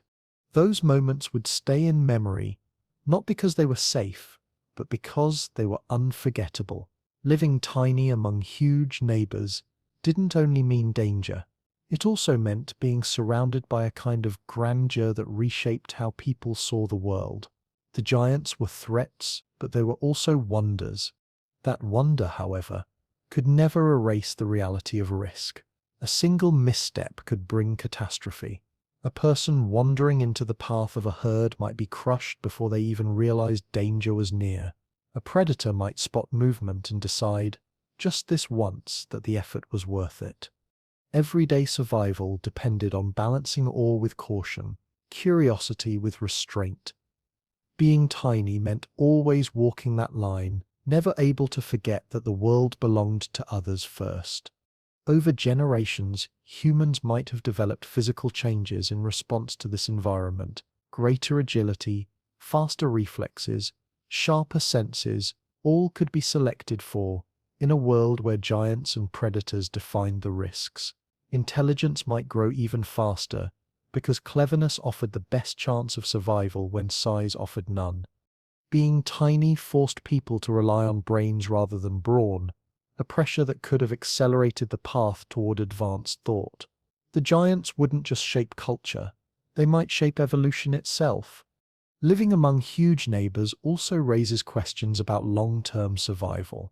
Would people eventually learn to coexist peacefully, carving out a niche that didn't threaten the giants? Or would they always remain on the margins, too fragile to ever expand fully? The answer might lie in persistence.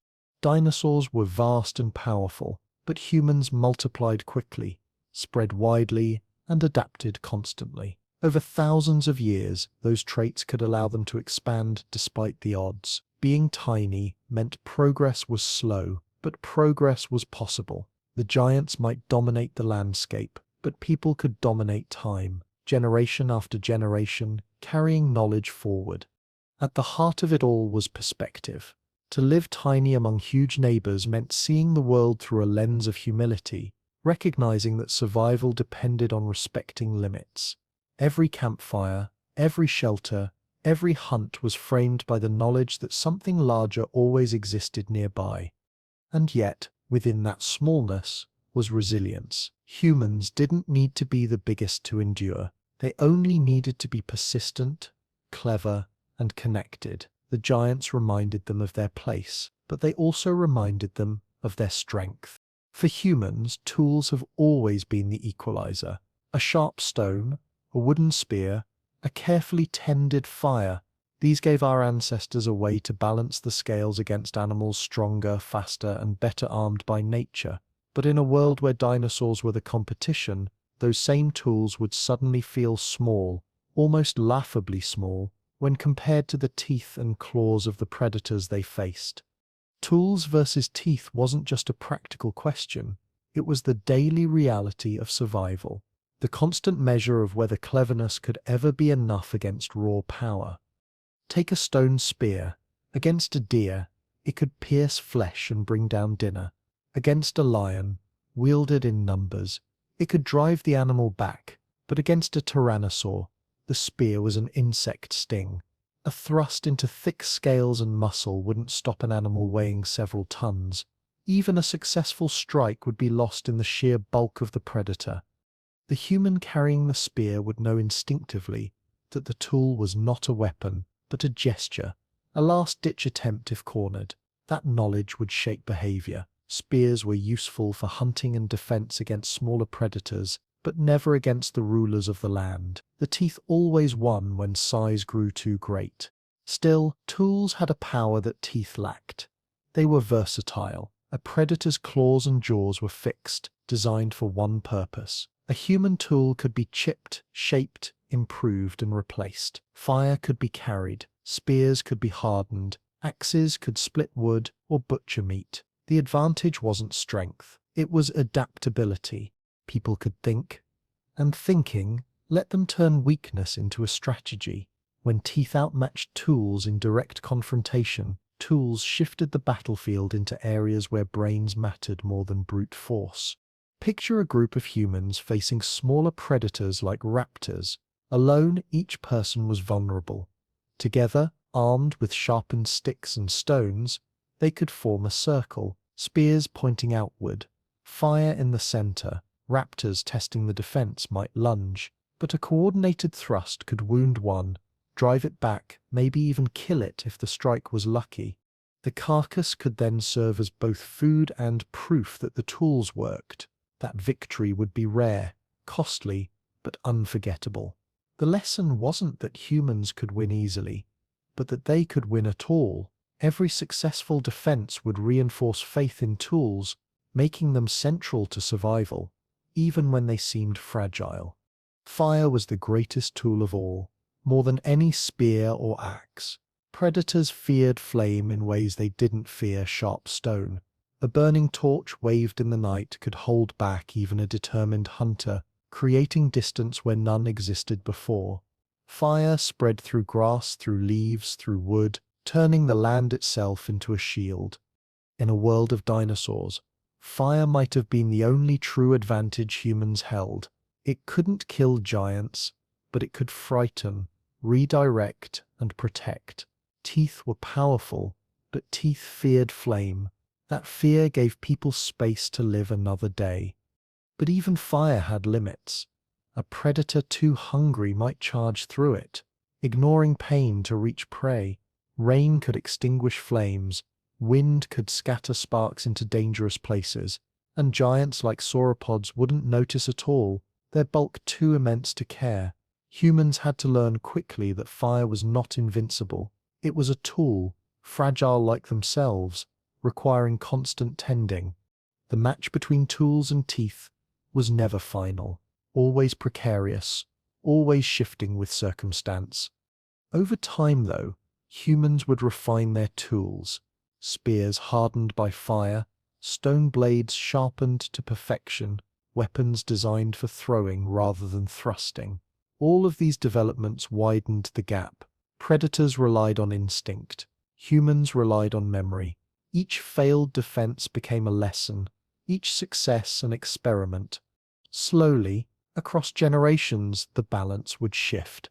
Not in absolute terms, teeth still outmatched flesh, but in survival terms, humans began to create situations where their tools could matter more than raw strength. Traps, barriers, and ambushes became ways to make small weapons effective against larger threats. Teeth could crush bone, but only if the predator reached its prey. Tools could change the ground itself to prevent that from happening. It's worth remembering how psychological these contests were. A predator testing a human group wasn't just measuring physical danger, it was measuring the strange new behavior of creatures that shouted, waved fire, and struck with sharp edges. Many predators might have decided the risk wasn't worth the reward. The teeth were strong, but teeth could not reason. Tools could create illusions of power, of numbers, of unpredictability. That unpredictability might have been the most valuable weapon humans possessed. In the clash of tools versus teeth, unpredictability could sometimes outweigh strength. The difference between the two also shaped human identity. Teeth are natural, unchanging, part of the body. Tools are made, carried, chosen. Humans learn to see themselves not as bare creatures, but as beings defined by what they could create. In a dinosaur world, that identity would only grow stronger. People would tell stories not only about predators they feared, but about the tools that saved them. A spear that wounded a raptor, a fire that drove off a tyrannosaur. These became symbols of resilience. Tools were not just objects, they were extensions of humanity itself. Proof that brains could carve a place in a world where flesh alone was never enough. The clash also reveals how fragile humans were. Teeth could kill instantly, while tools required effort, precision, and cooperation. A broken spear, a dropped torch, or a sudden rainstorm could undo everything. Survival was always on the edge of failure. That fragility might have taught people a kind of humility. They could never forget that their tools were small compared to the forces they faced. But humility didn't mean defeat. It meant persistence, the willingness to keep making, keep trying, keep improving, even when the odds seemed impossible. Imagine a scene in detail. A group of hunters tracks a small dinosaur, hoping to bring it down for food. They move quietly, spears ready, fire left behind at camp. Suddenly, the brush shakes and a larger predator emerges. Teeth glint in the sunlight, claws rake the earth. The hunters freeze, knowing their weapons are useless in a direct fight. One throws a spear anyway, striking the predator's side. It roars, angered but startled. The humans scatter, regrouping at a distance, shouting, waving their arms. The predator hesitates, confused by the noise and the unexpected strike. Finally, it turns away, seeking easier prey. The hunters return, shaken but alive. Their tools did not kill, but they created just enough disruption to survive. That is what tools meant in this world. Not dominance, but the chance to live another day. Over generations, These contests would define human culture. Songs might be sung about the night the fire held, about the spear that struck true, about the trap that worked. Children would be taught how to sharpen stone, how to keep fire alive, how to use noise to scare predators. Tools became not only practical, but sacred, symbols of the thin line between life and death. Teeth were reminders of danger, but tools were reminders of hope. The balance between them was never even, but it was enough. And perhaps that is the real lesson. In a world where dinosaurs reigned, humans could never rely on strength. Teeth would always be sharper, jaws always stronger, claws always faster, but tools allowed flexibility. They gave humans a way to respond, to adapt, to turn weakness into strategy. Tools never won outright, but they kept people alive, and in the long run, survival was victory enough.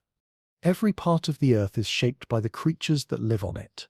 In our real history, humans shared their landscapes with mammoths, aurochs, lions, and countless smaller animals. They competed with some, cooperated with others, and eventually bent the land itself to their needs. In a world where humans walked beside dinosaurs, the concept of a shared landscape would be transformed into something entirely different.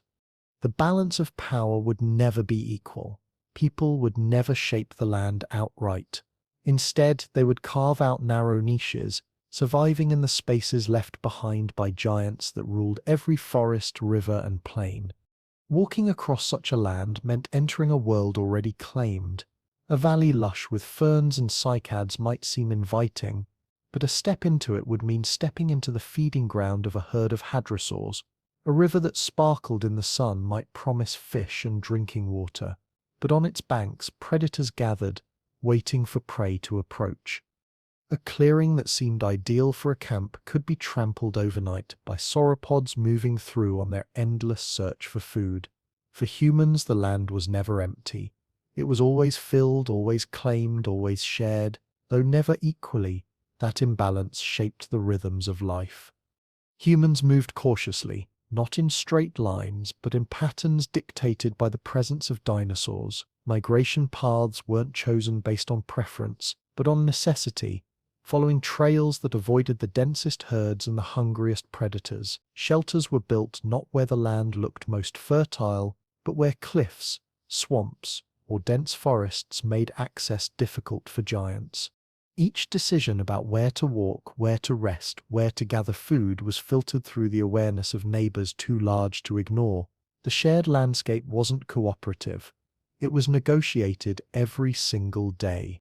Consider water, one of the most essential resources of all. Humans needed it constantly, but so did the giants. At a riverbank, people might crouch low, waiting for herds to drink before daring to approach. Tracks pressed deep into the mud showed not only where water could be found, but also where danger gathered. A careless step into that space could bring an entire group face to face with a predator lying in wait. Humans might have learned to seek smaller streams, hidden springs, or places overlooked by giants, choosing safety over abundance. The shared landscape forced them to trade efficiency for survival, always looking for narrow spaces where their small size could give them an advantage. Food presented the same challenge. Dinosaurs consumed plants on a scale humans could never match. A herd of sauropods could strip an entire valley of leaves within days, leaving behind bare branches and flattened soil. For people, that meant constant scarcity. They might have turned to different foods entirely: roots, insects, small reptiles, or the eggs of dinosaurs themselves. But even those choices carried risk. Digging for roots in the wrong place could bring predators sniffing. Taking eggs could provoke defensive parents. The act of eating was never simple in this world. Every mouthful carried calculation. Every gathering trip carried danger. And yet, despite the imbalance, humans did find ways to fit themselves into the landscape.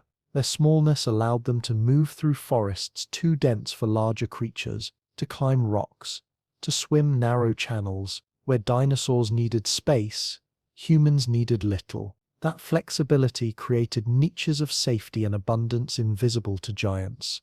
A fallen log might be an obstacle to a dinosaur, but a shelter for people. A rocky overhang might mean nothing to a predator, but could serve as a home for a human group. The shared landscape was uneven, but it wasn't hopeless. People could survive by occupying the cracks, the corners, the overlooked places where giants couldn't reach. The giants themselves shaped the land in ways that indirectly helped humans. Trails left behind by herds became paths through forests. Clearings created by feeding became temporary fields where sunlight reached the ground. Carcasses left by predators became sources of food, tools, and even clothing if humans learned to use them. Even dung might provide fuel or fertilizer. So living in a shared landscape meant using every resource, even those left behind by the giants. In a sense, humans became scavengers not only of food, but of opportunity, finding use in what dinosaurs abandoned, but the danger never disappeared. Sharing a landscape meant constant vulnerability. A predator's hunt could sweep through a human camp, scattering people in every direction. A herd's migration could crush shelters without noticing them. Storms and floods would add chaos to an already precarious life, forcing groups to move quickly and adapt constantly. To live in a shared landscape was to live without guarantees. No place was fully safe, no resource fully secure. Humans endured not by eliminating danger, but by learning to accept it as part of existence. This acceptance shaped identity. People began to see themselves not as rulers of the land, but as participants in a system much larger than themselves. They didn't bend the earth to their will. They learned to read its signs, to understand its patterns, to adapt when those patterns shifted. Their stories reflected this awareness. Around fires, they spoke not of conquering the land, but of surviving within it. The giants were not villains, but neighbors, dangerous and indifferent, yet constant presences that gave the world its shape. To share a landscape was to acknowledge that no one owned it fully. Over time, humans might have developed an almost symbiotic relationship with their neighbors. They followed herds to scavenge what was left behind. They watched predators to learn where food could be found. They even benefited from the changes giants made to the land, using clearings and paths created without intention. The relationship was unequal but functional. People didn't control the landscape, but they learned to navigate it, turning the giants' power into opportunities whenever possible. Children raised in this world would grow up with that awareness built into them. They would play in the shadows of herds, hearing the ground shake with footsteps too large to imitate. They would learn early that curiosity could be fatal, that wandering into the wrong space meant never returning. Their sense of scale would be different from ours. They wouldn't marvel at the size of giants because the giants were ordinary. What would astonish them instead were the small spaces that kept them alive, the cave that sheltered them, the spring hidden from herds, the firelight circle that predators didn't cross. For them, survival was not about expansion, but about discovery of niches. The shared landscape also raised moral questions. If humans found dinosaur eggs and took them for food, did they risk drawing the fury of a parent? If they scavenged a carcass, did they steal from predators that still claimed it? Decisions were never straightforward. They were gambles, weighing hunger against risk, need against safety. Entire cultural rules might have grown from these dilemmas, guiding when it was safe to take, when it was wise to wait, and when it was better to move on. The shared landscape wasn't only physical, it was ethical, shaping choices and consequences every day. Despite the constant imbalance humans endured, they survived not by dominating but by adapting, not by claiming, but by sharing. Their resilience came from flexibility, from the willingness to accept limits and find opportunities within them. The shared landscape never offered guarantees, but it offered possibilities, and humans learned to see those possibilities even in the shadows of giants. In the end, the image is simple. A group of people moving through a valley, small figures among towering herds, firelight glowing faintly against the dark. They know they cannot control the land. They know they are not the largest, the strongest, or the most fearsome, but they also know they can endure. The landscape is not theirs alone, but it is theirs enough to survive, and survival in a world ruled by giants is the greatest achievement of all. Sound carries more than information. For early humans, sound was survival itself. The crack of a branch meant a predator nearby. The call of a bird meant water or food. The rustle of grass in the wind could mean nothing, or it could mean something dangerous moving silently. In our world, these sounds defined how people lived, where they went and what they feared. But in a world where humans lived with dinosaurs, the entire soundtrack of existence would change. The sounds of that world would be overwhelming, constant, and unforgettable. Imagine the low thunder of footsteps from a herd of sauropods, not the single thud of an elephant walking across a plain, but dozens of legs striking the ground with the rhythm of distant drums. The earth itself would vibrate, shaking through the bones of anyone nearby. A group of humans crouched in the grass would hear those vibrations long before they saw the herd, and the sound would become both a warning and a signal.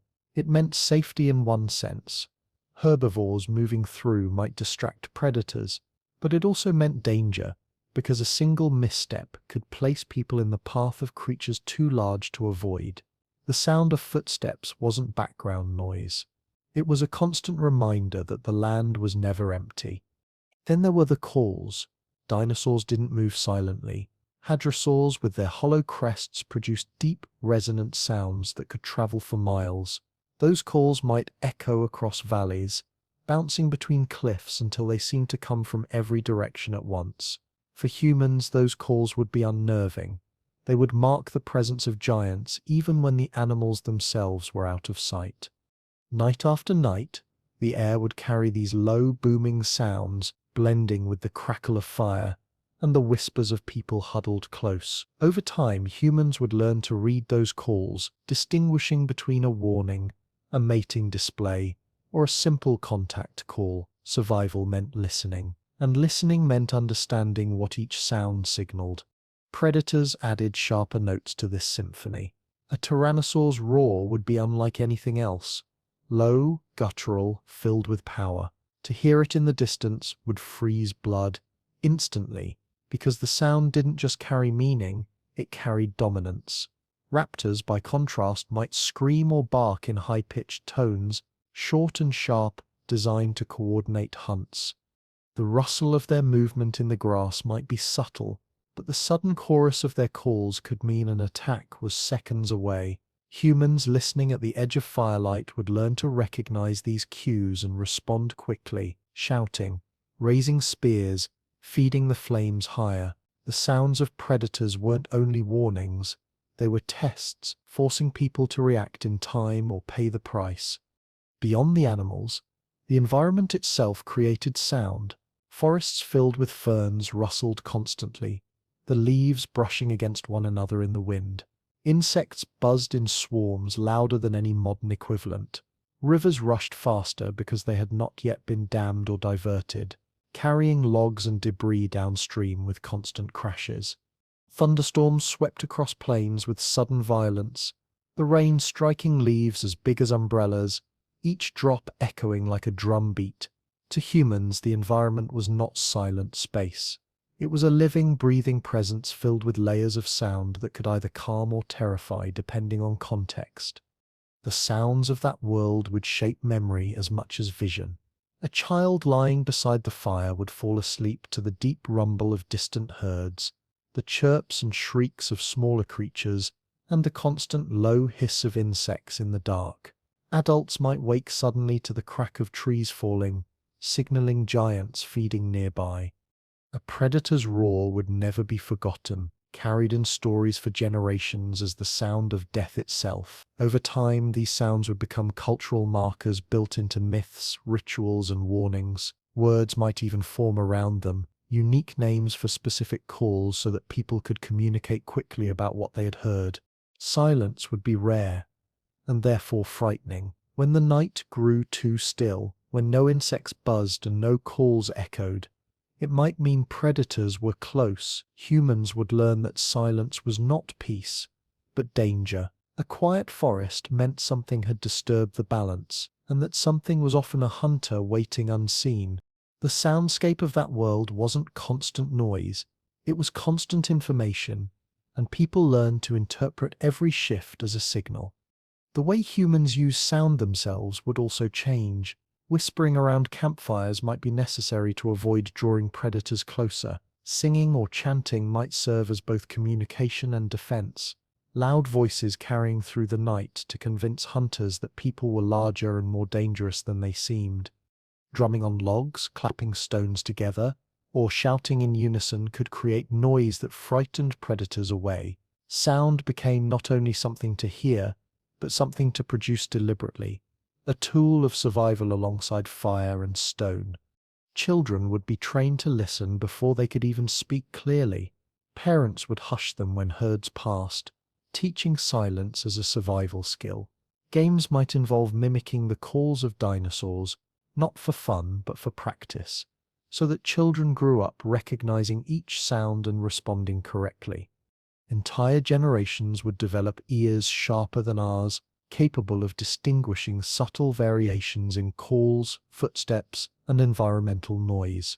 The sounds of that world shaped not only culture but biology, pressing humans to become listeners as much as thinkers.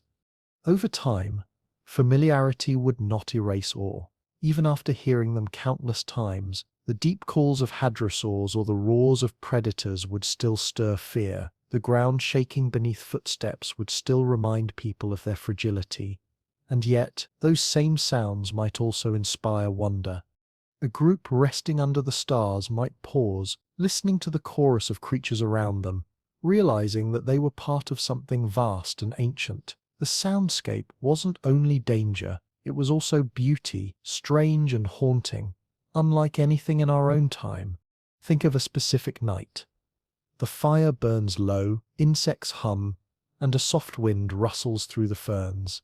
Then, far in the distance, a low, resonant call rises, deep and mournful, echoing across the valley. The humans at the fire pause, listening, recognizing the call of hadrosaurs. It carries no immediate danger, but it fills the night with presence.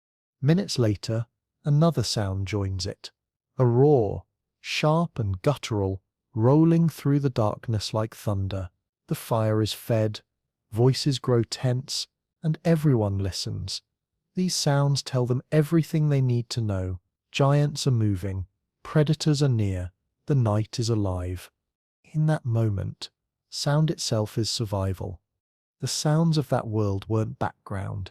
They were the main thread of existence. They told people where to go, when to hide, when to fight, when to rest. They created culture, memory, and identity. For humans, survival wasn't just about what they saw or touched. It was about what they heard, and what those sounds meant. Living in a world with dinosaurs meant living inside a constant storm of noise, one that shaped every decision, every story, and every breath. Every culture creates stories to explain the world, to make sense of dangers and wonders too vast to understand directly.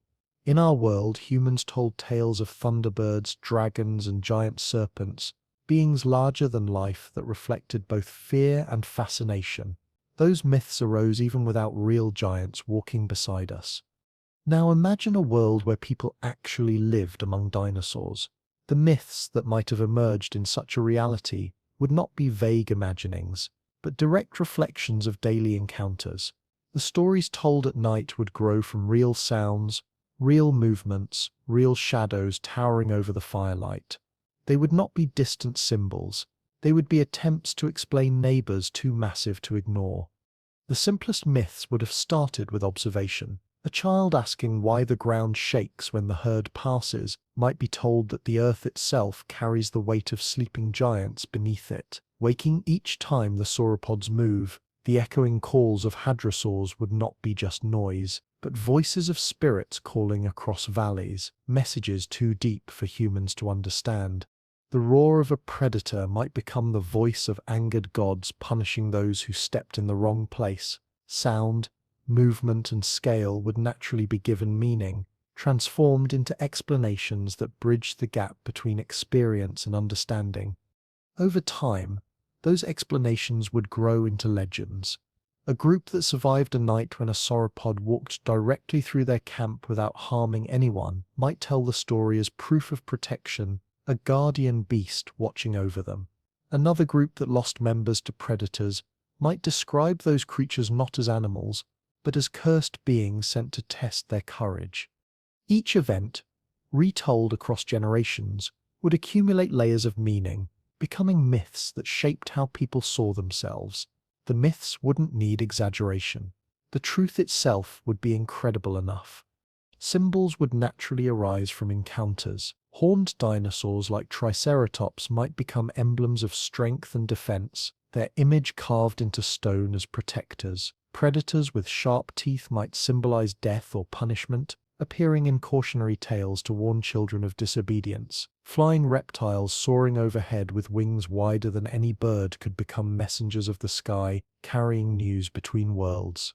Humans surrounded by such creatures would not invent the concept of giants. They would live it, and their myths would preserve that reality in symbolic form. Fire, too, would take on new meaning in these stories. In our history, fire became sacred as a gift, a tool that separated humans from animals. In a world of dinosaurs, fire might be remembered as the weapon that kept predators at bay, the light that even the fiercest teeth hesitated to cross. Myths might describe fire as a gift stolen from the giants, taken by clever humans to survive in a world not meant for them. That act of theft could become a central story, repeated at every gathering, linking fire with defiance and resilience. Some myths would connect humans directly to dinosaurs, imagining kinship or ancestry. A child might be told that people were born from the eggs of giants, but too small, too fragile, and cast out to live separately. Others might say humans were the shadows of dinosaurs, reflections that learned to walk on their own. In those stories, being small wasn't shameful. It was destiny, a different role in the shared world. Myth provided a way to transform vulnerability into meaning, to make sense of living beside neighbors so much larger.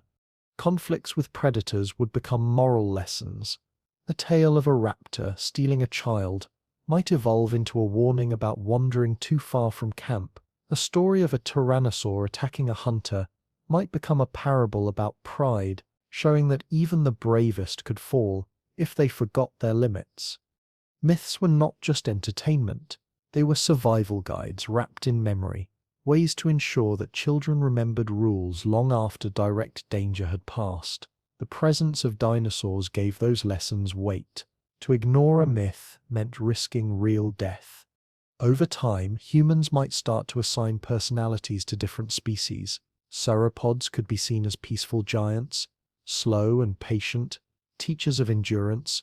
Raptors could be tricksters, clever and dangerous, embodying both intelligence and deceit. Horned dinosaurs could represent protectors, fierce but honorable, fighting only when threatened.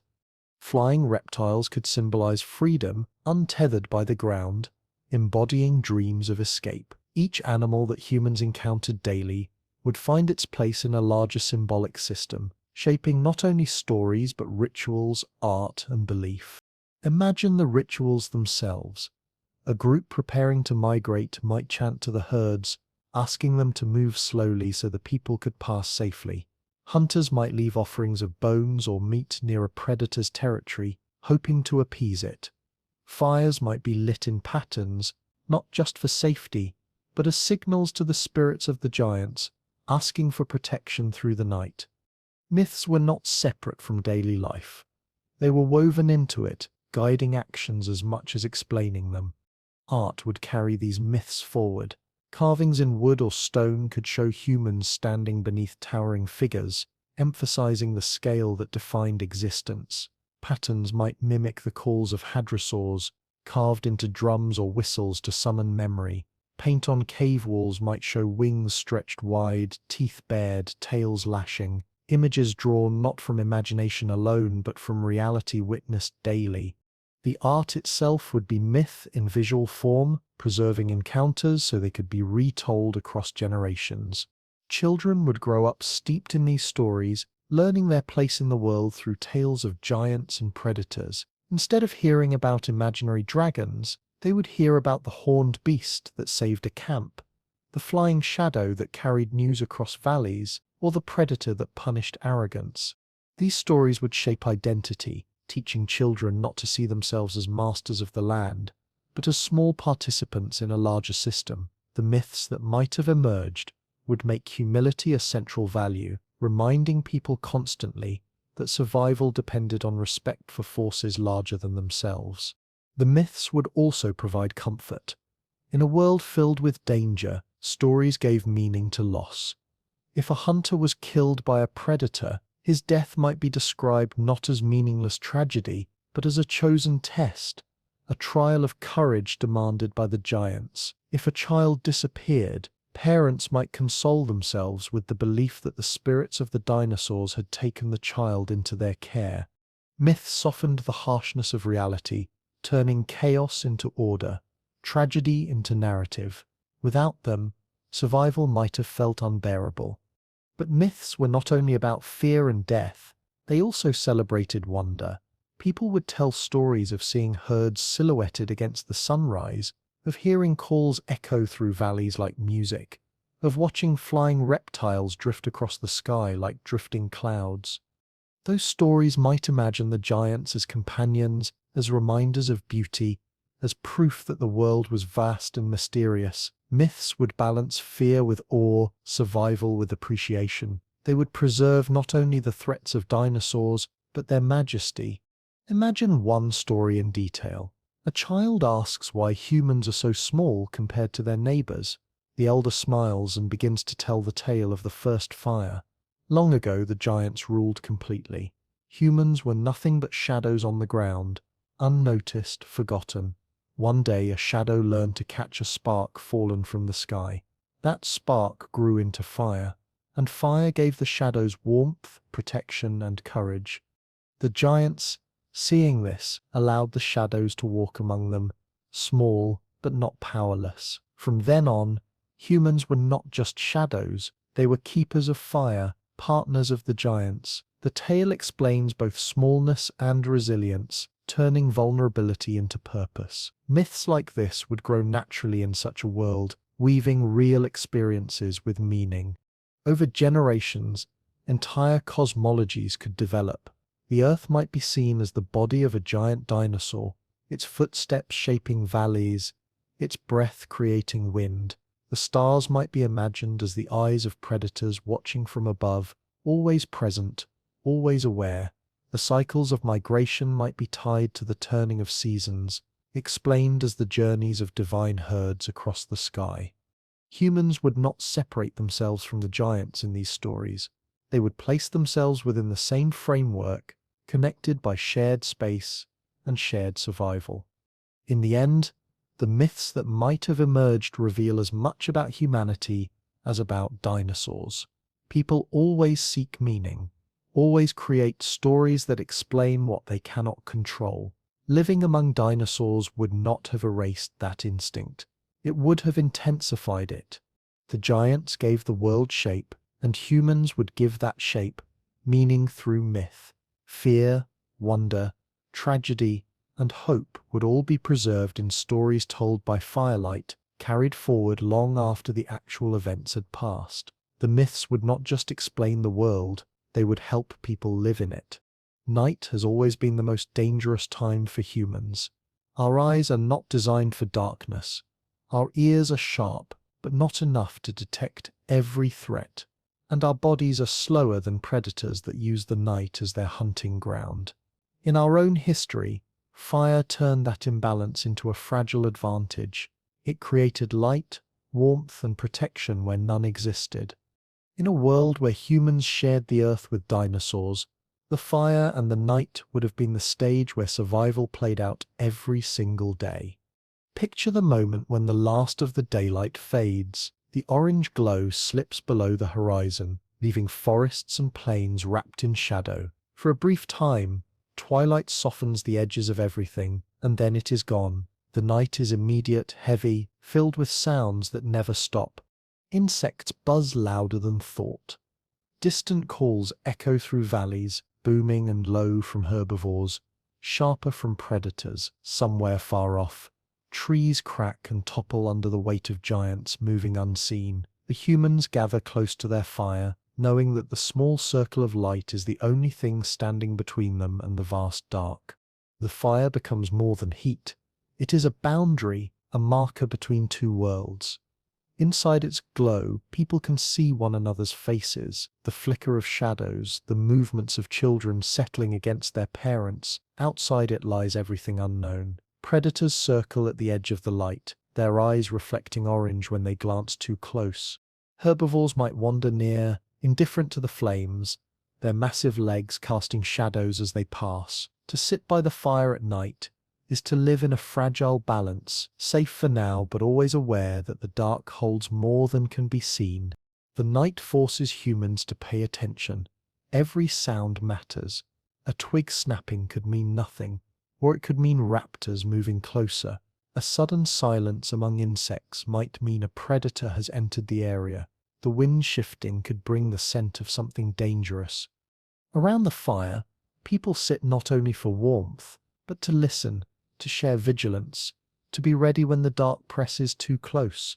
Sleep comes in fragments, with some always awake, feeding the flames, scanning the shadows. The night is not rest. It is constant negotiation with fear. And yet, the fire offers something beyond defense. It draws people together. In the day, groups may scatter to gather food, hunt, or explore. But at night, they always return. The fire is the center, the anchor that gathers everyone into one place. It is where food is shared, where stories are told, where songs are sung to distract from fear. Children fall asleep to the rhythm of voices, to the crackle of flames, to the warmth of bodies pressed close. The fire turns the night into community, making survival not only possible but bearable. The predators know this as well. They linger at the edge, drawn by the smell of meat cooking, by the sight of movement. Sometimes they test the boundary, stepping closer, growling, waiting for a chance. Humans respond with noise, with sparks thrown outward, with spears raised high. Most nights, the predators keep their distance, wary of the flames. Some nights, hunger drives them forward anyway, and the fire becomes the last defense between survival and disaster. Those moments become stories retold endlessly. The night when a predator lunged from the shadows, the night when fire drove it back, the night when someone didn't survive. The fire and the night are inseparable in memory, linked as danger and salvation at once. The giants that pass through the darkness add another layer. A herd of sauropods moving nearby might sound like a storm, the ground trembling, the air filled with low groans. To humans by the fire, the experience is overwhelming. They cannot fight, cannot stop the herd, can only wait and hope the giants pass without crushing them. In such moments, the fire feels small, its glow lost against the bulk of creatures that don't even notice it exists. Yet even then, the fire is held tightly, fed carefully, protected above all else. Because no matter how large the danger, losing the fire would mean losing everything. The fire is fragile. A sudden rain could put it out. A careless hand could scatter it. A predator attack could separate people from it. For this reason, fire is guarded like life itself. Embers are carried from one camp to the next, wrapped in leaves or bark, glowing softly through the night. Children are taught from the start that fire must never be abandoned. The rituals around tending it become central to culture. Someone always watches. Someone always feeds it. Someone always ensures it never dies. The fire is not a tool. It is a companion, a constant presence in a world where so little else can be controlled. At night, myths take shape around it. People tell stories of how fire was stolen from the giants, how it was gifted by the spirits, how it carries voices from the sky. The flames themselves become symbolic, representing safety, hope, and endurance. To sit by the fire at night is not only to survive, but to participate in tradition. The stories told in that circle carry meaning for generations, teaching lessons, preserving warnings, creating identity. The fire and the night are not separate. They form the backdrop of human imagination itself. Even practical tasks are transformed by the night. Food must be cooked quickly because the smell draws predators. Ashes are sometimes spread around the camp to mask human scent. Flames are kept high enough to deter, but low enough to conserve fuel. Everything is balanced carefully, each decision weighed against the risks outside the circle. The fire and the night demand constant judgment, constant adaptation. A mistake means not just discomfort, but death. Children feel this most intensely. By day they may play, explore, or chase one another in safety. By night they are hushed, drawn close, taught silence and caution. The lessons of survival begin here. Don't step beyond the firelight. Don't wander into shadows. Don't ignore the sounds of the night. The fire is their first teacher, the night their first warning. Together they shape children into adults who understand the fragility of life in a world that never stops pressing in. Despite the danger, the night has beauty too. Imagine looking up from the fire to see stars stretching endlessly across the sky, framed by the silhouettes of giant necks moving slowly above. The sounds of insects, the calls of distant creatures, the crackle of flame, together they create a symphony unlike anything in our world. The fear is real, but so is the wonder. People learn not only to dread the night, but to see it as a time of connection with each other, with the fire, with the world beyond the edges of light. The fire makes the night survivable, but it also makes it meaningful. Over generations, the rhythm of fire and night becomes the rhythm of life. Days are for action, nights for gathering. Fire is carried across valleys, across rivers, across generations. The night never stops being dangerous, but it never stops being endured. Humans persist, not because they conquer the night, but because they learn to live within it, to make fire their shield, their comfort, their center. In a world ruled by dinosaurs, this rhythm is even stronger. Without fire, the night would consume them. With fire, they carve out a fragile space of safety, enough to continue, enough to survive. And so the fire and the night remain the constant pair. One small, flickering, fragile, and human. The other vast, overwhelming, filled with predators and giants. Together they define existence, each shaping the other. Without night, fire would not matter. Without fire, night would be the end. For humans, life in this world is always lived in the glow of flames, with the dark pressing just beyond. And in that balance, fragile but enduring, humanity finds its way forward. Every encounter between humans and dinosaurs would raise the same question. Were people partners in the landscape, or simply prey? The answer was never simple. Sometimes the relationship looked one way, sometimes the other, and often it shifted within the span of a single day. Living alongside giants meant living in constant uncertainty, always watching for signs that today's tolerance might become tomorrow's disaster. The tension between partnership and prey status shaped everything about how people behaved, how they thought, and how they saw themselves. Start with herbivores, the most common giants across plains and forests. Herds of sauropods grazed endlessly, consuming entire forests in their passage. Triceratops locked horns in loud battles for dominance, shaking the ground with each impact. Hadrosaurs called to one another with voices so deep they carried for miles. Humans moving near such animals couldn't hope to compete.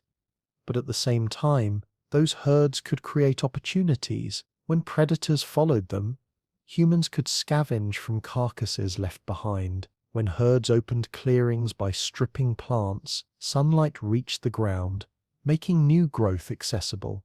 People might even use the herds as shields, lingering on their edges where predators hesitated to strike.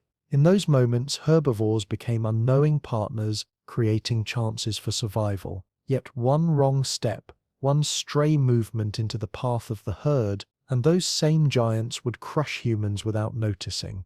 Partnership was never chosen. It was accidental, fragile, and temporary. Predators, on the other hand, were never neutral.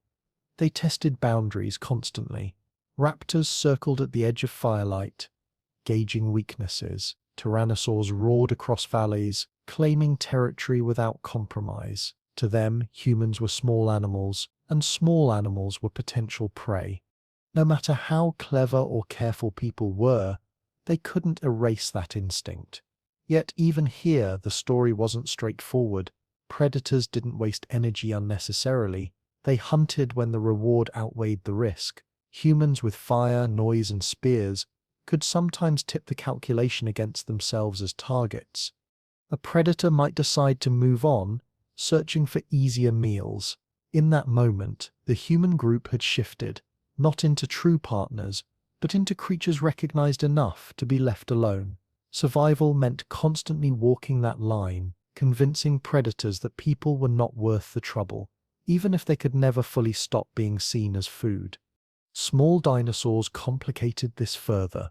Some were competitors for the same food sources, raiding nests for eggs, stripping plants that people also gathered. Others scavenged near human camps, drawn by scraps of food or discarded bones. Over time, humans might have tolerated these smaller creatures just as they tolerated scavenging birds or wild dogs in our own past. The relationship wasn't warm, but it was functional. The creatures gained food and humans gained warnings because the sudden flight or cries of scavengers often signaled larger predators nearby. These small interactions blurred the line between partnership and prey, creating a shared rhythm of coexistence. The possibility of real partnership raises difficult questions. Could humans have tamed or worked with dinosaurs the way they eventually did with dogs, horses, or cattle? The answer is uncertain. The intelligence of predators like raptors might have made cooperation possible, but their danger made it almost impossible to attempt. Herbivores were immense and unmanageable, far beyond the strength of early humans. Small dinosaurs, however, might have offered potential. If scavenging creatures lingered around camps long enough, some humans might have begun feeding them deliberately, encouraging familiarity. Over generations, a cautious relationship could emerge, not domestication in the modern sense, but tolerance, a recognition that neither side gained from hostility.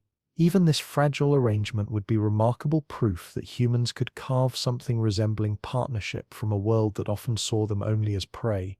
But for every possibility of cooperation, there was the constant threat of death. A child wandering from camp could vanish into the jaws of a predator. A herd shifting suddenly could trample a group without noticing. A raptor pack that had watched silently for days could strike in an instant. These losses would shape culture deeply. Myths and stories would not just celebrate giants as protectors or symbols, they would warn constantly of the reality that humans were prey. The balance of fear and fascination would define how people saw every creature around them. The question of partnership or prey also shaped migration. Humans couldn't move freely across the land. They followed paths carved by giants, timing their movements to avoid direct clashes. Sometimes they shadowed herds, scavenging opportunities. Other times they avoided herds entirely, knowing that predators followed close behind. Their choices weren't about preference. They were about interpreting whether a group of dinosaurs nearby represented a potential benefit or an immediate danger. Every step into a new valley, every decision to cross a river or climb a ridge was a calculation of partnership or prey status. This constant calculation shaped how humans thought about themselves. In our world, people eventually came to see themselves as rulers of the land, bending nature to their will. In a world shared with dinosaurs, that perspective might never have formed. Instead, humans would define themselves as adapters. Creatures who survived by reading the intentions of others, by learning when to lean close and when to retreat. Their identity wouldn't be about dominance, but about interpretation, about the ability to navigate a world that saw them as insignificant, The line between partnership and prey would become the lens through which they saw everything. The lessons of this balance would pass through generations. Parents would teach children to approach herds with caution, to recognize predator calls, to feed fire constantly, to scatter food scraps in ways that distracted scavengers. Stories around the fire would reinforce these lessons, turning them into cultural memory. Children would grow up knowing that their lives depended not just on bravery, but on judgment, on the ability to sense whether the creatures nearby could be allies, distractions, or killers. Survival wasn't about strength. It was about reading the shifting line between partnership and prey and acting accordingly. Imagine one specific evening. A group settles by a riverbank, building a fire, preparing to fish. As night falls, a herd of hadrosaurs approaches, their calls echoing in the dark. The humans wait, silent, watching. The herd drinks, strips plants from the bank, then moves on. The people breathe easier. The presence of the herd shielded them for a time, keeping predators at bay. That night, the herd was a partner, but later, as the fire burns low, eyes glint in the shadows, raptors approach, drawn by the smell of fish. The people shout, wave torches, throw sparks. The predators test, circle, and then withdraw. The group survives, but the message is clear. They are always prey, no matter how clever, no matter how careful. The next night may not end the same way. Over centuries, this tension might create entire systems of belief. Some groups might emphasize partnership, seeing the giants as protectors, neighbors, even teachers. Others might emphasize the reality of predation, living in constant fear, and framing survival as proof of endurance against endless threat. These differing perspectives could shape culture, rituals, and identity in distinct ways. But no group could ever escape the basic truth. In a world of dinosaurs, humans were always walking the line between cooperation and consumption. Even in tragedy, meaning would be sought. When someone was lost to predators, the story might be told as a sacrifice, a lesson, or a reminder of limits. When a herd passed harmlessly by, it might be remembered as a blessing. The myths and traditions that grew from these events would preserve not only the fear, but also the resilience of people who refused to give up, even when surrounded by creatures far larger, stronger, and more numerous than themselves. The balance between partnership and prey never resolved fully. It shifted constantly, day to day, hour to hour, depending on hunger, movement, and chance. Humans survived not because they tipped the balance permanently in their favor, but because they learned to live within its uncertainty.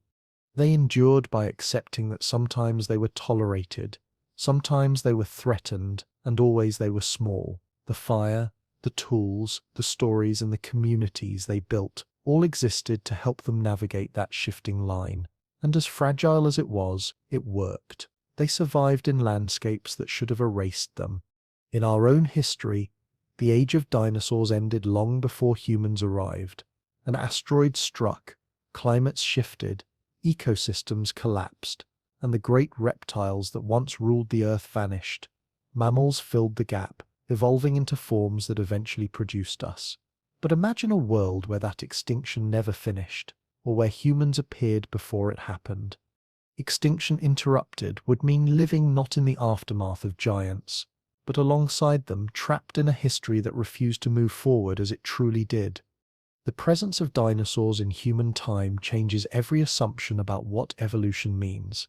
Instead of inheriting a planet left open by the fall of giants, humans would carve out existence in a world already crowded, already dominated by creatures that left little space. Mammoths and lions shaped our ancestors in one way. Sauropods and tyrannosaurs would shape them in another. Every decision about food, shelter, and movement would be dictated by creatures that should have been long gone. Humans would never be heirs. They would be survivors of an interrupted process, forever sharing the stage with actors that history had not removed. The struggle for resources would have been sharper. Dinosaurs consumed on scales that dwarfed mammals. A herd of sauropods could strip an entire valley bare, leaving nothing for smaller animals. Carnivores competed directly with humans for prey, making hunting dangerous and often futile. In such a world, people would turn more and more to what the giants ignored: roots, insects, fish, and whatever small animals managed to endure in the shadows of dinosaurs. Human diets might be less about hunting large game and more about scavenging opportunities.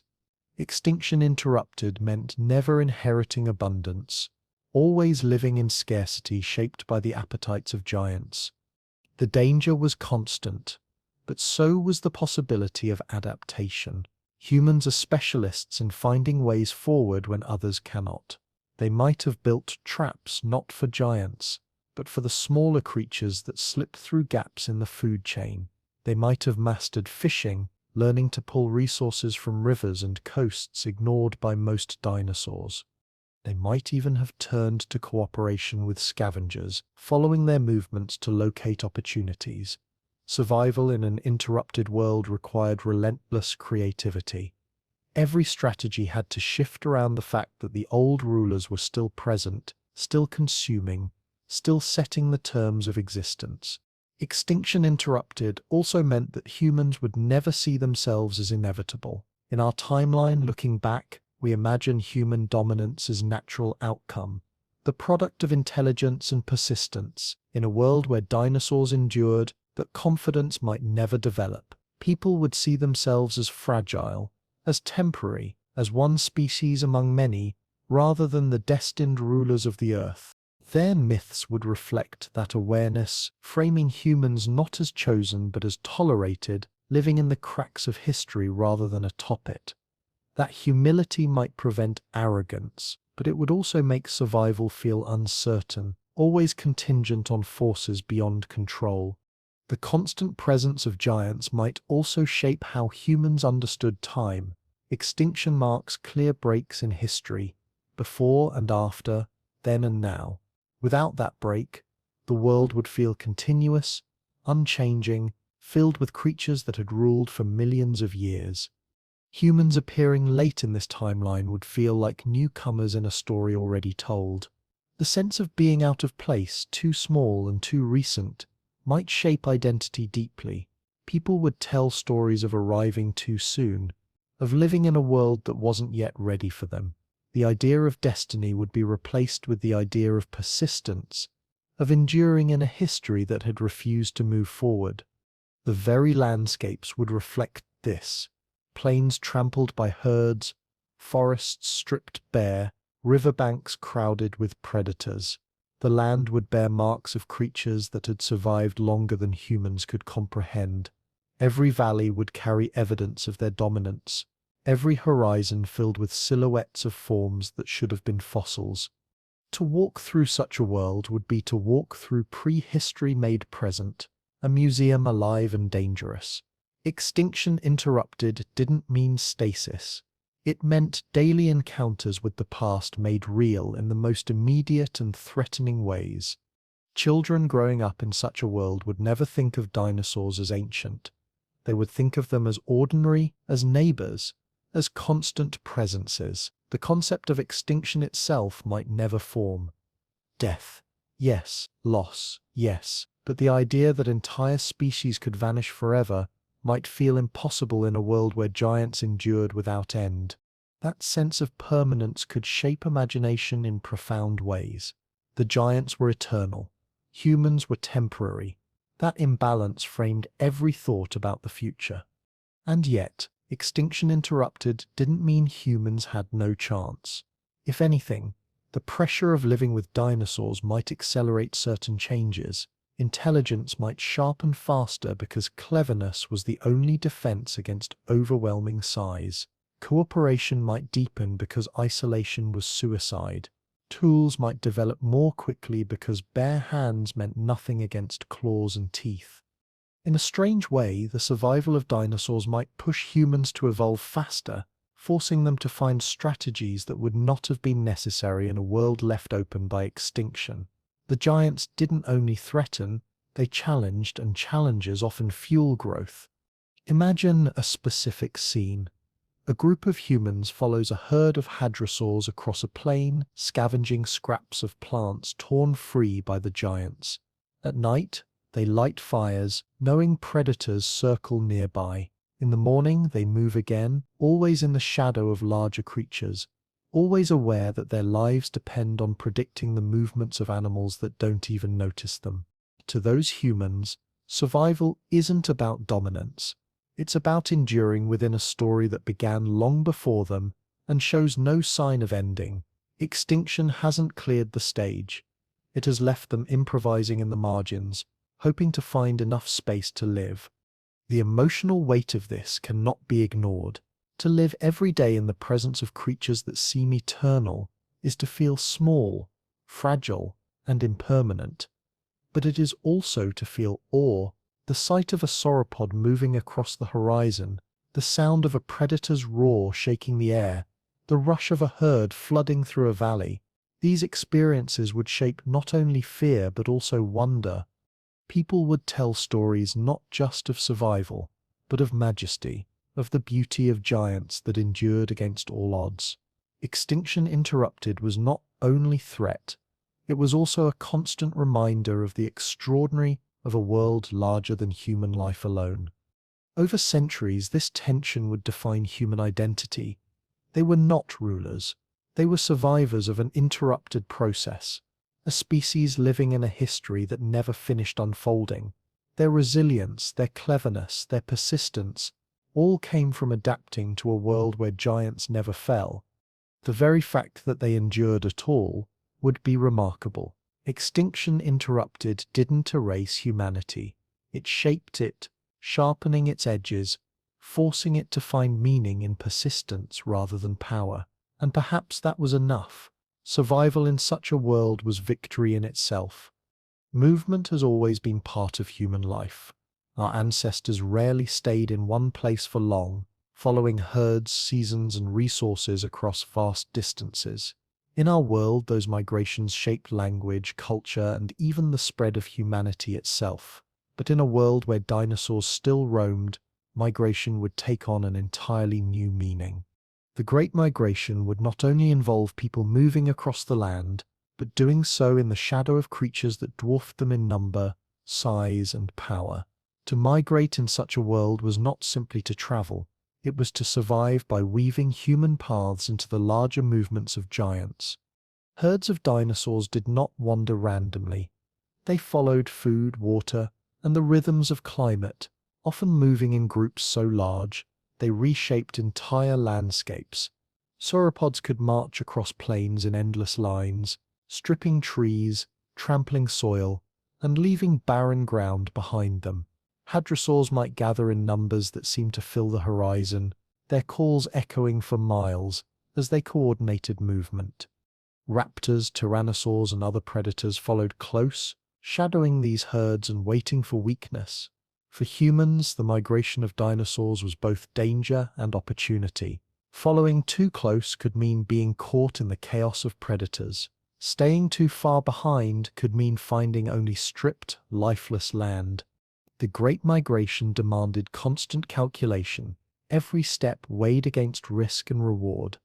Imagine a human group setting out at dawn, carrying fire, tools, and children on their backs. They move along the edges of a sauropod herd, close enough to find food in the clearings left behind, but far enough to avoid being crushed. The sound of giants walking fills the air, a low thunder that never stops. Dust rises with every step, clinging to skin and hair. The humans press forward, not because they choose to, but because the herd itself demands movement. To pause would mean losing track of food, losing track of safety. The giants set the pace, and humans adapt to it, their own migration tied to that of creatures that never notice them. Water is often the destination. Rivers and lakes draw both humans and dinosaurs, creating points of convergence where opportunities and dangers collide. A herd reaching water might crowd the banks until there is no space left for smaller creatures. Humans arriving at the same place must wait, crouched in cover until the giants finish. Only then can they approach, drink quickly, and refill their vessels before predators sweep in. The migration always leads back to water. But water never guarantees safety. Each stop becomes a test of timing, and timing means the difference between life and death. Seasons also shape the rhythm of movement. Dry months push herds across greater distances, scattering humans along uncertain paths. Wet months flood valleys, creating swamps that giants cross easily, but that people struggle to navigate. Migration means adapting constantly, never relying on permanence. Shelters built one week are abandoned the next. Fires lit in one valley are replaced by fires in another. Children learn early that nothing lasts long in this world. Not camps, not hunting grounds, not even paths. The only constant is motion, the endless cycle of leaving one place for another. Predators transform migration into an even harsher test. Following herds means walking into the same territories claimed by hunters. Raptors lurk in tall grass. Tyrannosaurs stalk from ridges, and smaller carnivores prowl riverbanks. Humans cannot outrun them, cannot outfight them. Their only defense is to move together, to stay alert, to use fire and noise to create hesitation. At night, migration pauses, but danger does not. Fires burn brighter, guards watch longer, and every rustle in the dark is measured against the need to survive until morning. Migration is not a march. It is a gauntlet with threats on every side. Despite this, migration also provides possibilities. The trails of giants carve paths through forests, making movement easier for humans. The clearings left behind after herds feed open space for smaller plants that people can gather. Carcasses abandoned by predators offer food and tools if scavenged quickly and carefully. Migration is not just endurance. It is adaptation, using the giants' movements to find opportunity in what they leave behind. The very scale of dinosaur migration creates a kind of order in the land, one that humans can exploit if they are clever enough. Children experience migration differently than adults. For them, the movement is endless. A childhood spent watching the backs of adults as they walk, hearing the rumble of herds, falling asleep under new skies every few days. They learn to walk quickly, to carry loads, to stay silent when predators are near. Games may involve imitating the calls of dinosaurs, not only for fun but for practice, learning the difference between harmless sounds and dangerous ones. Childhood in migration is short because survival requires maturity early. By the time they're barely grown, children know the rhythms of movement as well as their parents, carrying them into the next cycle of migration. The Great Migration also shapes culture. Stories told at night often describe past journeys, valleys crossed, predators escaped, herds encountered. Songs help coordinate walking, keeping spirits steady across long distances. Rituals mark the start and end of migrations, offering thanks to the fire that survived the journey, or to the water that sustained them along the way. Myths may describe humans as eternal wanderers, destined to follow the footsteps of giants, never rooted, always moving. Migration becomes more than survival. It becomes identity, the definition of what it means to be human in a world of dinosaurs. Imagine one long journey in detail. A group begins in a forest thick with cycads, moving outward as food runs low. They follow the sound of a hadrosaur herd, using the giant's calls as markers of direction. Days stretch into weeks. Dust and hunger weigh heavily, but fire never dies, carried carefully from one camp to the next. At last, they reach a river, only to find the banks crowded with predators feeding on carcasses. The humans wait, hidden, until the feeding frenzy subsides. Then they step forward, drink quickly, and gather what they can. Already the herd is moving again, and the humans have no choice but to follow. This is migration, not choice, not freedom, but necessity, written into every step of their lives. Over centuries, the Great Migration would leave traces, trails worn by countless footsteps, campsites layered with ashes, stories carried from one group to another. Humans would never settle permanently, but they would leave behind patterns of movement recognizable to future generations. The land itself would remember them, etched with the paths of wanderers who learned to survive by following the rhythms of giants.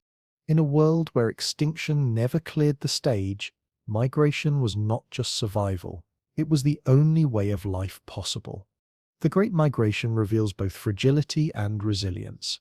Humans were small, slow, and vulnerable, always at risk of being prey, always overshadowed by creatures too vast to challenge.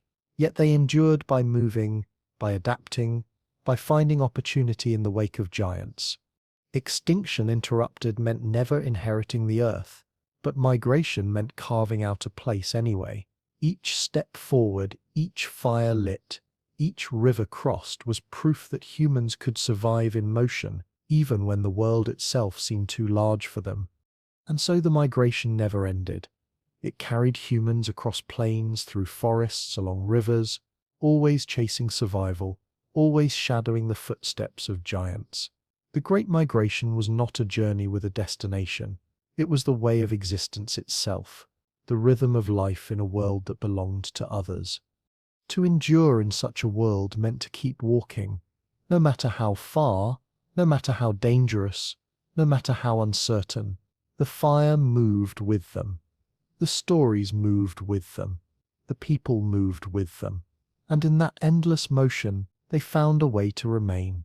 Evolution is shaped by pressure. In our own history, the disappearance of dinosaurs gave mammals the chance to expand, filling niches left empty by extinction.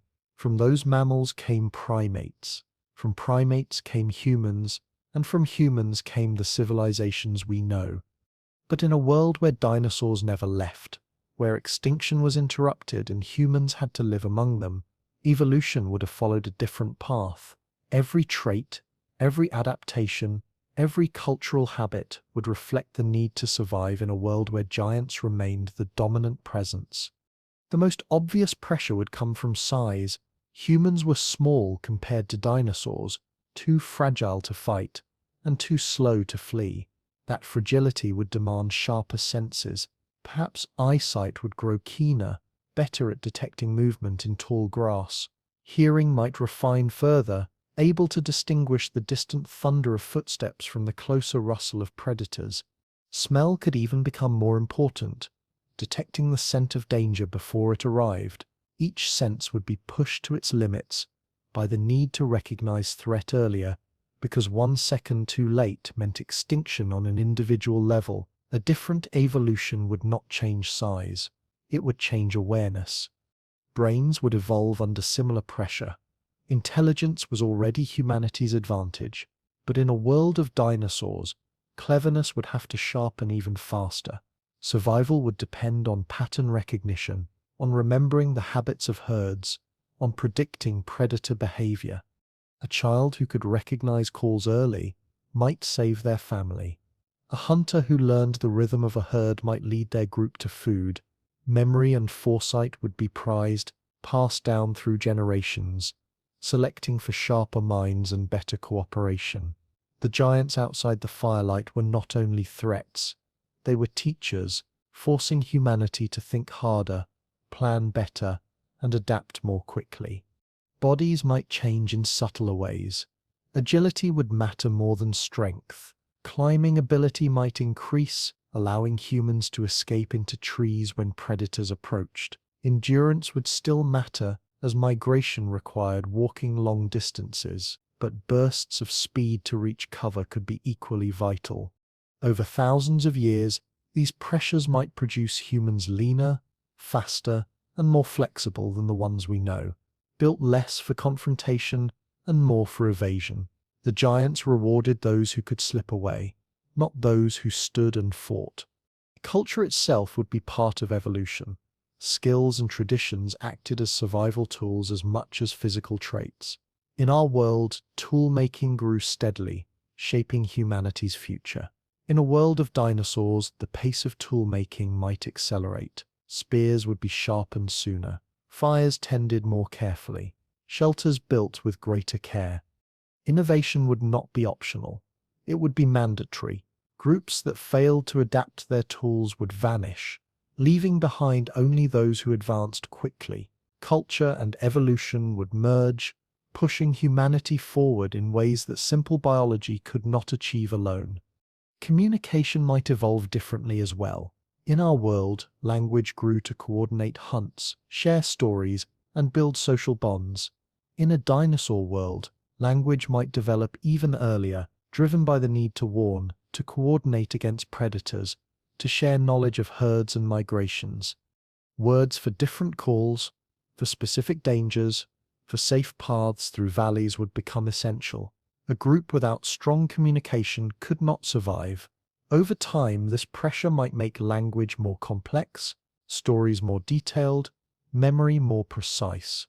A different evolution would not only shape bodies, it would shape voices, sharpening them into tools as vital as spears or fire. Fear itself could shape evolution. Living constantly on the edge of danger would make anxiety a survival trait. People who startled easily, who remained alert in silence, who woke quickly at the snap of a twig would pass on their vigilance. Over generations, this could create humans more attuned to stress, more reactive to potential threats. The downside would be exhaustion, the constant weight of fear pressing down. But those who learned to balance vigilance with resilience would endure. Evolution favored not only the strong or the clever, but the cautious, the ones who treated every shadow as a possibility. The presence of dinosaurs might also shape human cooperation differently. In our world, humans eventually competed with one another as much as with the environment. In a world dominated by giants, cooperation would remain central for far longer. A lone group could not withstand predators. Only together in larger networks could people survive.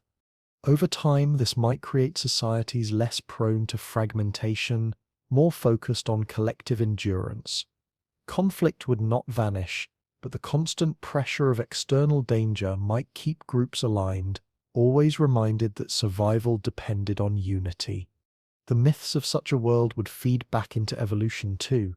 Stories taught children lessons, shaping behavior before direct experience did. If myths emphasized humility, children grew cautious. If they emphasized cleverness, children grew inventive. Over centuries, these values selected for traits that matched them, intertwining culture with biology. Evolution wasn't only about bodies, it was about minds, beliefs, and habits, shaped by the presence of giants that loomed over every decision. Technology would follow a different arc. Domestication of large animals might never occur because no dinosaur was manageable in that way. Instead, humans might focus earlier on controlling environments, building barriers, digging pits, shaping landscapes to create safety. Fire would remain central, but other tools might develop sooner. Perhaps bowlers or nets would be invented earlier, designed to capture smaller prey while avoiding giants. Perhaps shelters would grow more complex, built into cliffs or caves, turning natural features into defenses. Innovation would cluster around survival against creatures too large to control, making human technology less about domination and more about clever evasion. Even reproduction might shift. In a world so dangerous, groups that reproduced earlier or more frequently would pass on more descendants. Childhood might shorten, with children taking on responsibilities at younger ages. Lifespans might still reach decades, but the emphasis would be on survival long enough to reproduce, not on extended old age. Elders who survived would still matter deeply as keepers of memory and stories, but the pace of life might feel faster, more urgent, shaped by the constant risk of sudden death. Evolution under these pressures would produce humans who lived with urgency, always aware that tomorrow was never guaranteed. Imagine one group in detail. They are leaner than us, their movements quick and cautious. Their eyesight is sharp, able to pick out the ripple of grass when something moves. Their hearing is tuned to the low rumble of herds and the high calls of predators. They carry fire wherever they go, guarded like treasure, never allowed to die. Their language is filled with specific words for danger. The call of a hadrosaur, the roar of a predator, the silence that means threat is near. Children grow into adults by 10 or 12 years old, already carrying spears, already taking part in the watch. Their lives are short, but they are skilled, adaptable, and resilient. They are humans shaped not by absence of giants, but by their constant presence. The difference would be profound. Our history led to agriculture, settlement, and eventually civilization because space opened after extinction. In a world where dinosaurs remained, that space never opened. Agriculture might emerge only in the narrowest of places, sheltered valleys where herds couldn't reach. Settlements might remain temporary, because giants could destroy them at any time. Civilization, as we know it, might be delayed for millennia, or perhaps never arrive at all. A different evolution would mean a different human story, not of dominance, but of persistence, of surviving as one small piece in a world that never stopped belonging to others. And yet, within that persistence lies meaning. Humans would still invent, still imagine, still tell stories and raise children and light fires. Their lives would still matter even if they were never rulers. Evolution doesn't always lead to power. Sometimes it leads to endurance, to the ability to remain in places where survival seems impossible. In a world of dinosaurs, that endurance would be humanity's greatest legacy. Civilization as we know it was built on the foundation of agriculture, settlement, and the ability to bend the environment into something predictable. Fields were cleared, animals were domesticated, rivers were managed, and stone was cut into monuments and homes. All of that required space. Space free from constant threat. Space where people could settle long enough to pass knowledge from one generation to the next without being forced to abandon it. In a world where dinosaurs still roamed, civilization would not be built on open land or in wide valleys. It would be shaped by the giants that overshadowed every horizon. Civilizations of stone and scale would grow, not in defiance of the dinosaurs, but in negotiation with them. The first change would be location. Instead of fertile plains, people might seek cliffs, caves, and rocky outcrops. Stone offered protection that wood and grass could not. Shelters carved into rock could withstand the accidental passage of a herd or the deliberate attack of predators. High ground gave sightlines to spot danger early, while narrow paths made it harder for giants to approach. The very image of settlement might look different. Not open villages scattered across the land, but clusters of stone dwellings clinging to cliffs, glowing faintly with firelight at night, while the plains below shook with the footsteps of sauropods. Civilization here was not about claiming space, but about hiding within it, building permanence in the few places giants could not reach. Agriculture would face the greatest challenge. In our world, fields stretched openly, tended season after season. But in a dinosaur world, no field left unguarded could survive. A herd passing by would strip it bare in a single day. Predators drawn to grazing animals would trample or destroy anything in their path. To grow crops, humans would need protection. They might terrace cliffsides, planting in narrow strips safe from herds. They might dig into caves, experimenting with underground growth where predators could not enter. Agriculture would develop slowly, always shaped by the need to defend it. The vision of endless fields might never exist. Instead, food would grow in hidden patches, carefully guarded, every harvest a fragile victory against giants that consumed the world without noticing. Stone itself would become sacred. In our history, stone was used for monuments, walls, and tools. In this world, it would be the material of survival. Stone walls kept predators out. Stone towers offered watch points to see herds moving in the distance. Stone tools became sharper, stronger, more carefully crafted, because failure against a predator meant death. Civilizations of stone would not only build with it, they would worship it, seeing it as the only element that endured against scale and claw. Fire gave light and warmth, but stone gave permanence. Together they defined safety in a world where little else was stable. Scale, the constant presence of giants, would shape every cultural practice. Religion might focus on them, seeing sauropods as living mountains, triceratops as protectors, predators as forces of judgment. Art would depict them endlessly, painted on stone walls, carved into tools, woven into songs. Children would grow up learning not only about fire and stone, but about the giants themselves, their habits, their calls, their dangers. Knowledge of dinosaurs was not separate from daily life. It was daily life woven into the core of civilization itself. Trade might even grow from the rhythms of dinosaurs. One group living near cliffs could exchange stone tools with another living near rivers rich with fish. Migration paths of herds might mark seasonal markets where groups gathered to trade before moving again. Information about herd movements, predator territories, and safe routes would be as valuable as food or tools. Civilization in this world wasn't built only on objects. It was built on knowledge, the shared memory of how to survive among giants. Rituals would reflect this precarious balance. Before planting, offerings might be left at the edges of cliffs, asking the giants not to approach. Before migration, fires might be lit in patterns, signaling respect or warning to the creatures nearby. Festivals could celebrate the safe passage of herds, honoring both the danger avoided and the opportunities gained. These rituals weren't symbolic alone. They were practical ways of reinforcing cultural memory, teaching each generation the rules of survival. Civilization here was not abstract.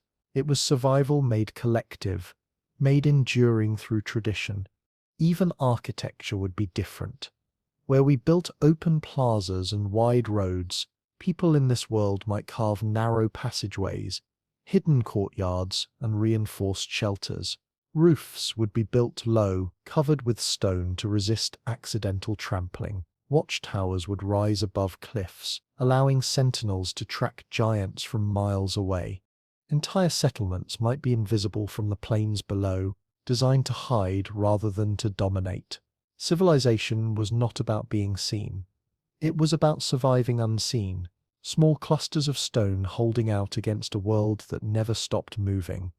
The relationship between humans and dinosaurs might occasionally shift into something resembling partnership. Smaller dinosaurs that scavenged near camps could serve as alarms, their cries warning of predators.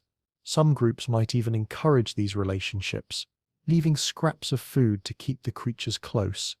Larger herbivores could never be tamed, but their predictable migrations might be used as guides, showing humans when to move, when to plant, when to prepare. Civilization here was not about control, but about rhythm, learning to live in time with the giants, aligning human activity with their movements. Conflicts would still erupt. Predators drawn to settlements could destroy months of preparation in a single night. Herds moving unexpectedly could flatten stone walls, leaving nothing behind. Each disaster became part of the cycle, remembered in stories, rebuilt in determination. Civilizations of stone and scale would endure, not because they avoided disaster, but because they rebuilt after it, carrying memory forward, strengthening walls, deepening traditions. Persistence became the true monument, more enduring than any single building or field. Children born into these civilizations would never know a world without giants. Their lullabies would be sung against the backdrop of distant calls. Their first steps taken on stone floors carved to resist crushing weight. They would be taught early the importance of silence at night, the vigilance of watchfires, the sacred duty of tending crops hidden from herds. Childhood was short, responsibility arriving quickly because survival required every hand. Yet even in this harshness there was wonder. Children would stare wide-eyed at herds passing below, their imaginations filled with awe at the living mountains that shared their world. Civilization gave them safety, but the giants gave them stories.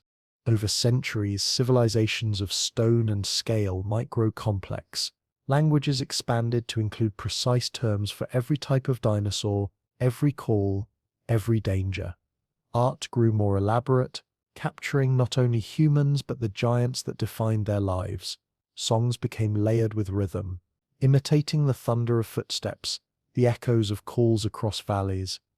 Identity itself was built on coexistence. To be human was to be small, but to be part of a civilization was to endure together, carving permanence out of stone against the endless motion of scale. Imagine standing on a cliff at dusk, looking down at a valley filled with herds. The firelight of your settlement glows behind you, tucked safely into the rock. The calls of giants echo across the land, and predators lurk somewhere unseen. You know your people will survive the night because stone surrounds you, because fire burns, because watchmen keep their eyes on the dark. Civilization in this world is not triumph over nature. It is the creation of fragile islands of safety within it. And yet, those islands endure generation after generation, proof that even among giants, humans can build something lasting. Civilizations of stone and scale remind us that survival is not only about strength, it is about memory, about cooperation, about the ability to transform fragility into resilience. In our world, extinction cleared the path for us to rise. In theirs, the giants remained, and yet people still found a way to live, to build, to pass knowledge forward. Civilization was never guaranteed. It was carved carefully, painstakingly, in a world that belonged to others. That endurance, more than any monument, is the true mark of humanity. History is often told as a story of progress, one stage leading into the next, each generation building on what came before. In our world, that story is shaped by extinction events that cleared space for mammals, then for primates, then for humans. But in a world where dinosaurs never left, the story would not follow the same arc. It would be longer, slower, less about domination, and more about persistence. The long view of history in such a world is not a straight path upward, but a winding line bending always around the presence of giants that never stopped walking the earth. Humans would never look back on their past and see a moment of inheritance, a sudden opening when the land became theirs. They would see continuity instead, a chain of survival tied to the movements of herds and predators. The memory of ancestors would not be about conquering new land, but about enduring in the same spaces, always negotiating, always adapting. History in this world would be measured less by monuments or kings, and more by the long rhythms of migration, by the survival of fire, by the ability to pass down knowledge without losing it to disaster. The long view would not celebrate conquest, it would celebrate endurance. Generations would pass with little visible change. A child born 1,000 years after another might live in a settlement still carved into cliffs, still guarded by fire, still shadowed by the footsteps of giants. Progress would happen, yes, but it would happen slowly, in small refinements of tools, in new rituals, in sharper stories that better explain danger. The presence of dinosaurs would slow the pace of change, pressing people to spend more energy on survival than on experimentation. History would feel heavy, stretched, defined more by cycles than by leaps. To take the long view in such a world was to accept that progress was measured not in triumphs but in continuance. Yet continuity is not stagnation. Over centuries, those small refinements accumulate. The sharpening of stone becomes the shaping of metal, perhaps in places where fire burns hot enough to reveal it. The building of shelters becomes the carving of complex fortresses into cliffs.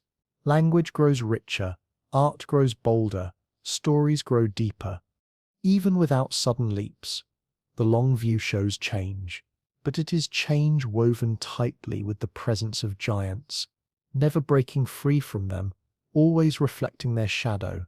Civilization grows, but it grows in the cracks, in the places where giants allow it. History here is not human-centered, it is shared. The very way people understood time would be different.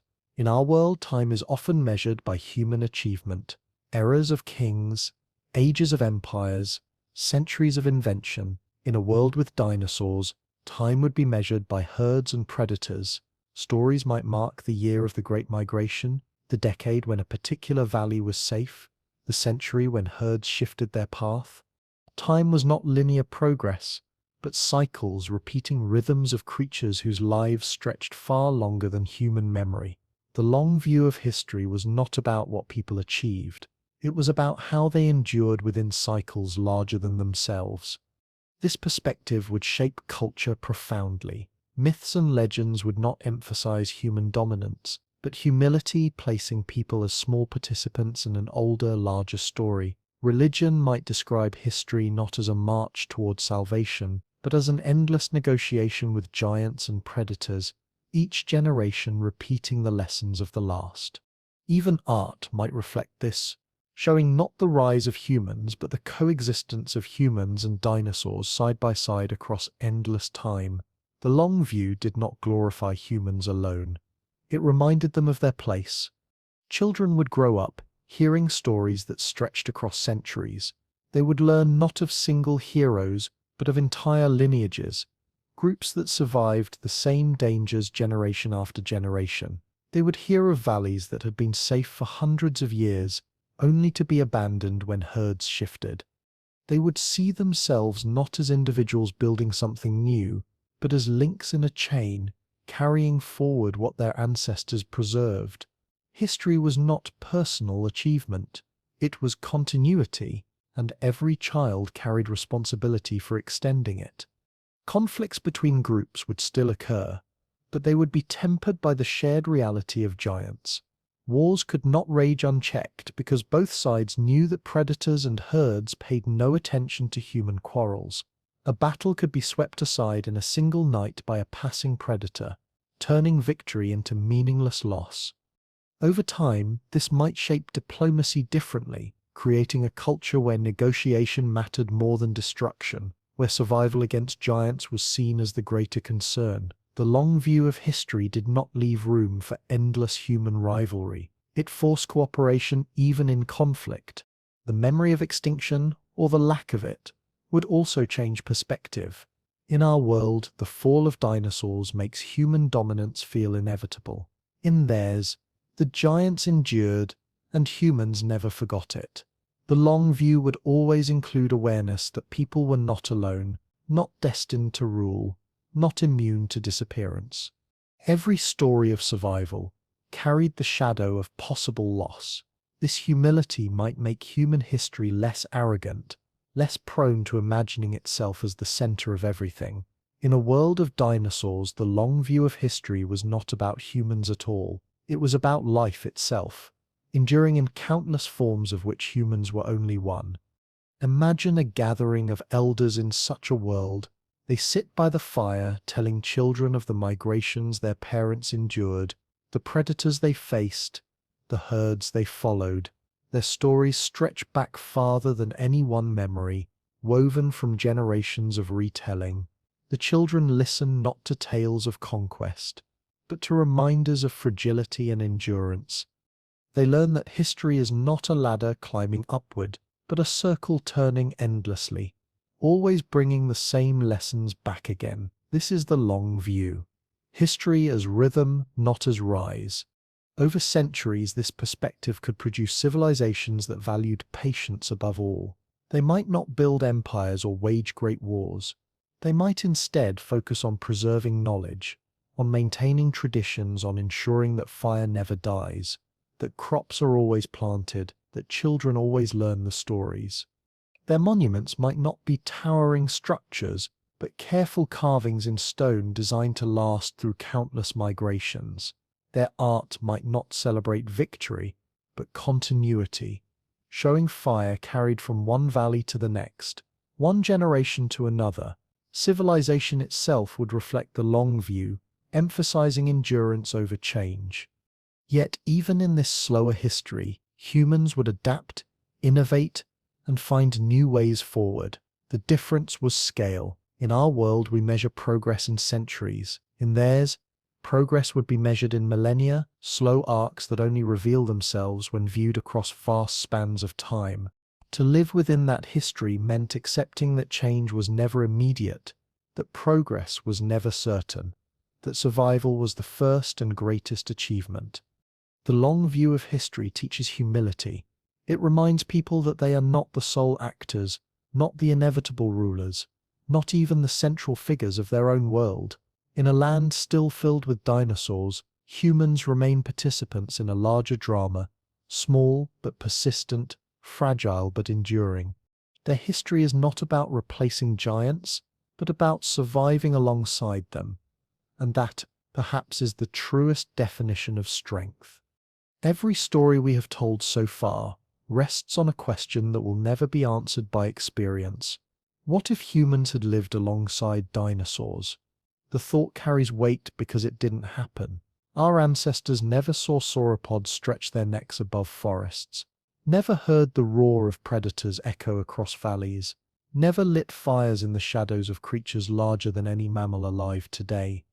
Instead, the asteroid struck. Ecosystems collapsed, and the stage was cleared for mammals to grow, change, and eventually produce us. The world of people and dinosaurs together is a world that never was. Yet imagining it reveals truths about the one that is. In considering that impossible world, we see how fragile our history has always been. A different tilt of fate, a slightly different timing, and the giants might have remained. If that had been the case, our story would be one of survival in the margins, never of dominance. The idea that humans inherited the earth only feels natural because the dinosaurs left. Without their absence, we would have been forever small, forever shadowed, forever cautious. The world that never was forces us to see that our sense of inevitability, our belief that humans were always destined to rise, is an illusion. It depended on chance, on catastrophe, on a history that might easily have unfolded differently. This imagined world also reminds us of the role fear plays in shaping existence. Humans are fragile, and in a land of giants that fragility would be constant. Every step outside a camp, every sound in the night, every shadow at dusk would remind people of their smallness. Their stories, tools, and rituals would all reflect that weight. And yet, they would endure.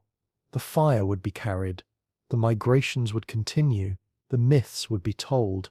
The world that never was reveals how much of human identity comes not from power, but from persistence, from the refusal to give up even when surrounded by overwhelming threat. At the same time, imagining this world shows us what we lost when dinosaurs disappeared. No human ever stood beneath the full shadow of a sauropod. No child ever reached toward the sky as pterosaurs glided above. No hunter ever crouched in grass while raptors circled close. Those experiences are gone, locked forever in the past. Our world is rich in life, but it lacks the scale, the immensity, the sheer strangeness that would have defined a world still ruled by dinosaurs. The world that never was is also the world we can never see, one of endless awe mixed with endless danger. But perhaps the most important lesson comes from realizing how humans might have changed in such a world. Without dominance, we would have grown differently.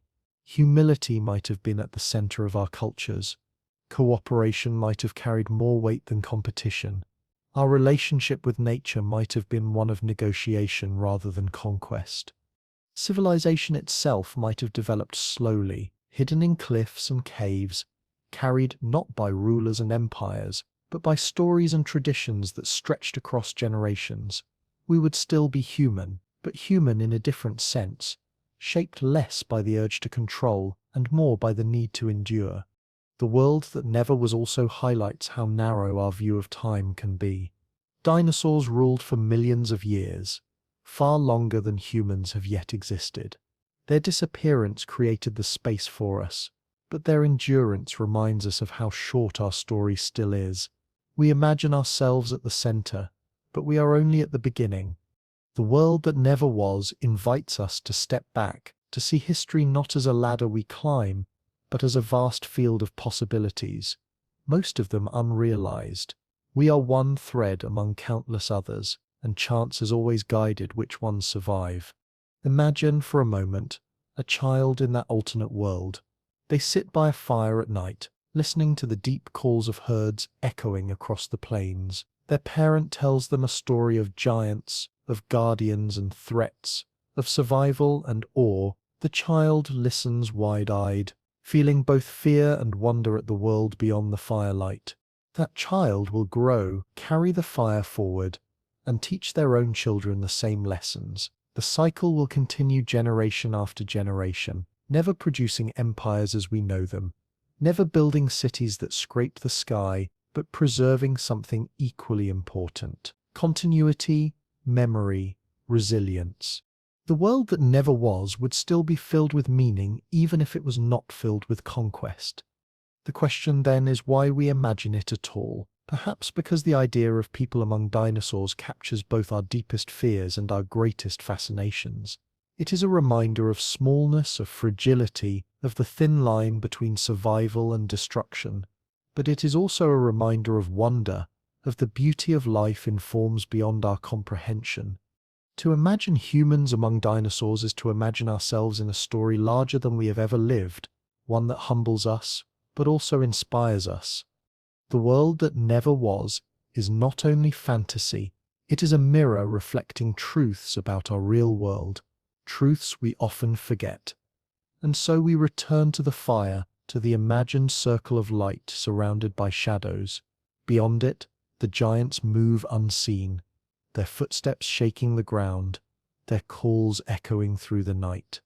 Inside it, people sit close, telling stories, watching the flames, teaching children how to endure. That image is both impossible and real. It never happened, but it tells us something about who we are. Fragile, cautious, persistent, always seeking meaning in the face of vastness. The world that never was may remain forever out of reach, but in imagining it, we learn something vital about the world that is. We learn that survival is not about strength alone, but about adapting to whatever forces shape our world. We learn that meaning can be found not only in dominance, but in endurance, in the simple act of continuing when everything seems stacked against us.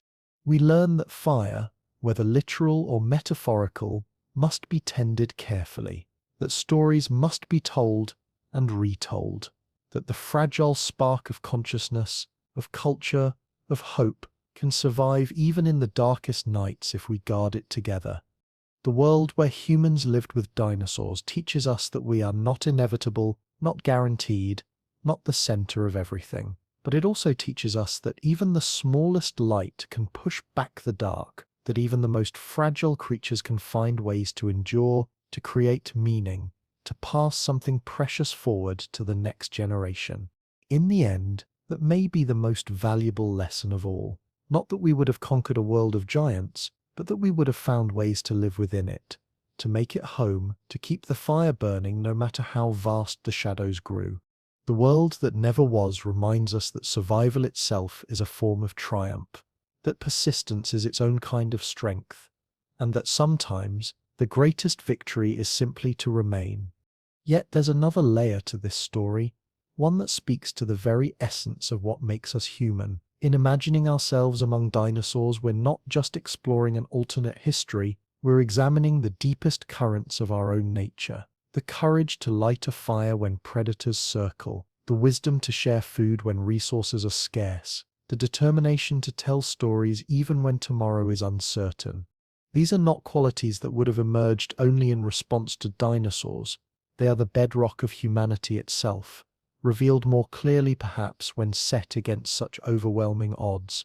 The world that never was doesn't just show us what we might have become, it shows us what we already are, stripped of the comfortable illusions that abundance creates. Consider how different the concept of home would be in such a world. For us, home is often a fixed place, a house, a city, a nation. But for humans living among dinosaurs, home would be wherever the fire burned, wherever the group gathered, wherever safety could be carved out of chaos, even if only for a night. That understanding might have created a deeper sense of belonging, not to places, but to people, not to territory, but to tradition. The bonds between individuals would carry the weight of survival itself. To lose someone would mean losing not just a friend or family member, but a keeper of crucial knowledge, a guardian of fire, a voice in the circle that kept the dark at bay.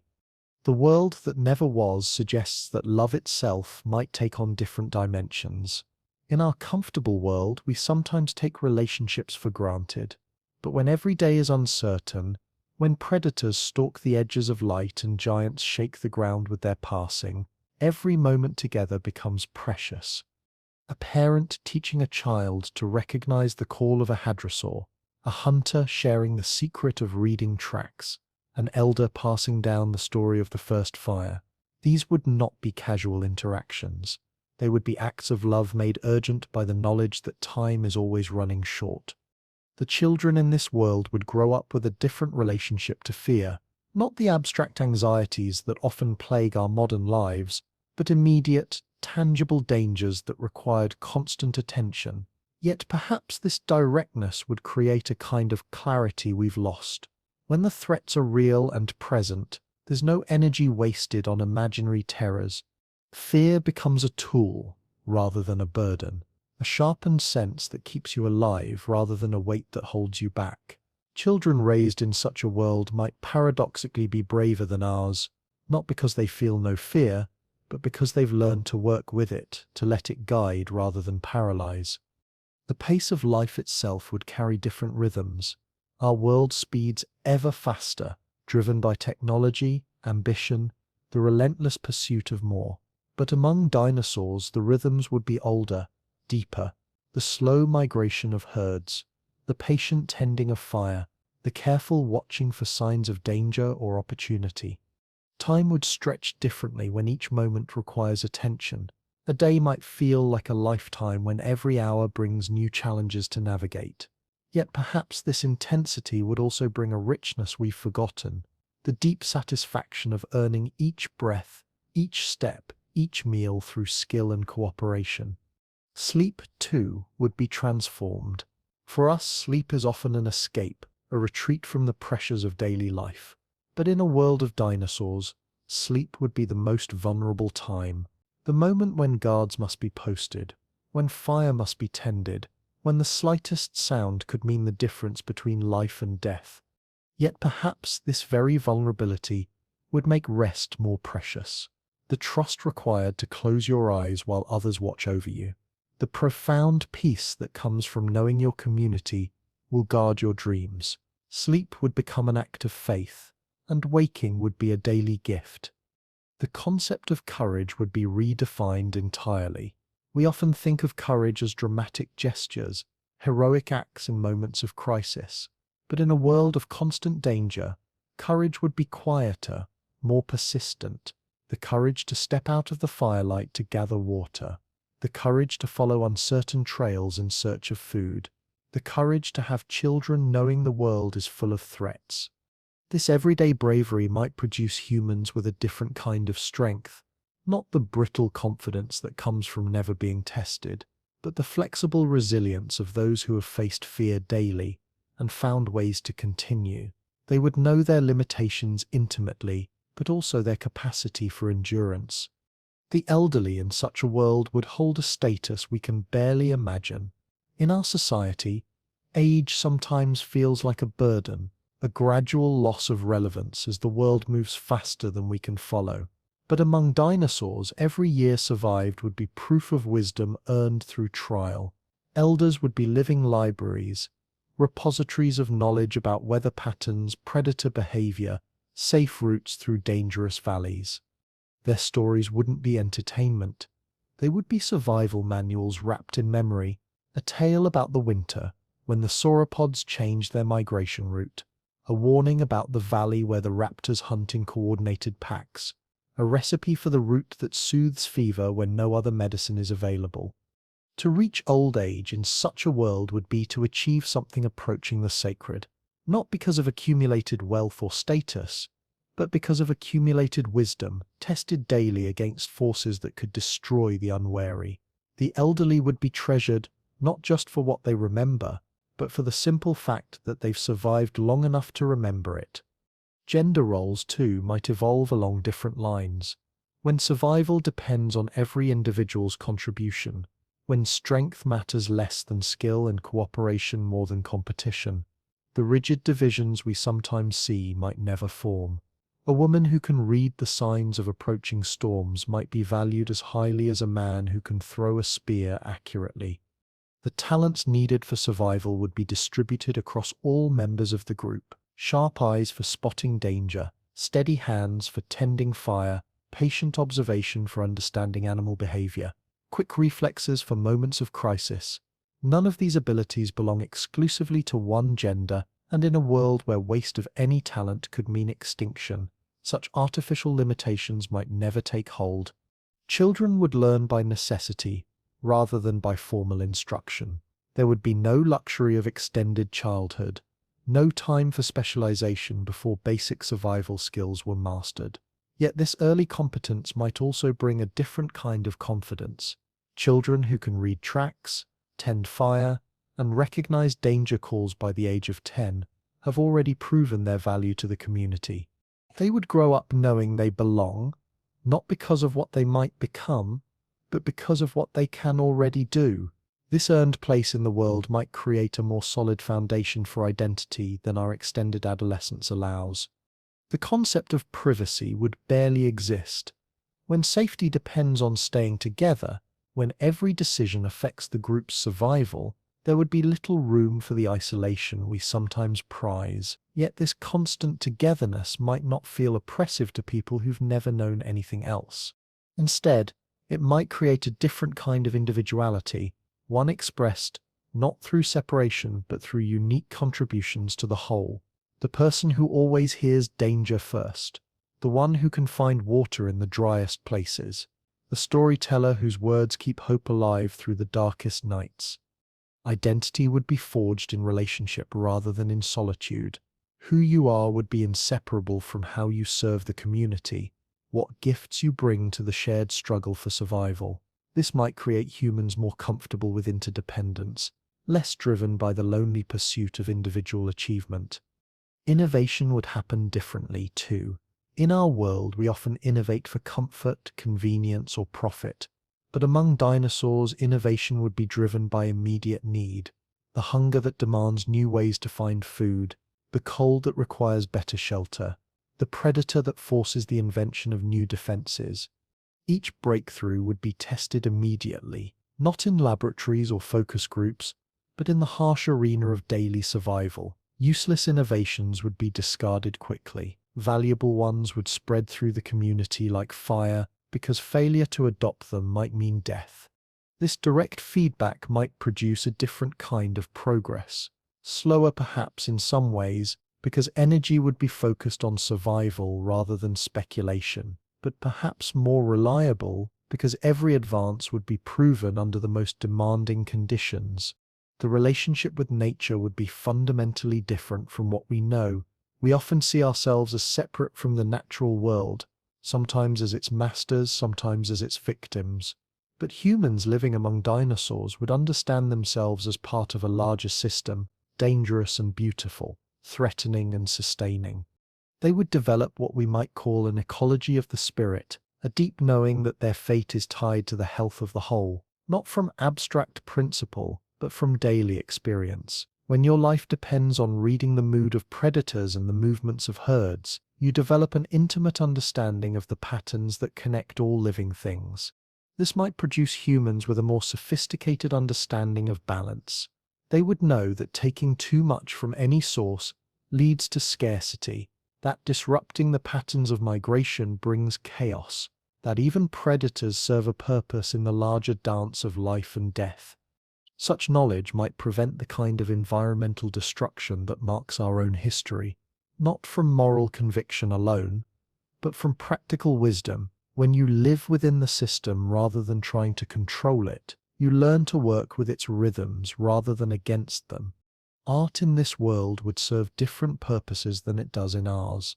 We often create art for beauty, expression, or intellectual challenge. But among dinosaurs, art would be inseparable from survival. Cave paintings that map safe routes through predator territory, songs that encode the calls of different species, dances that rehearse the movements needed to avoid stampeding herds.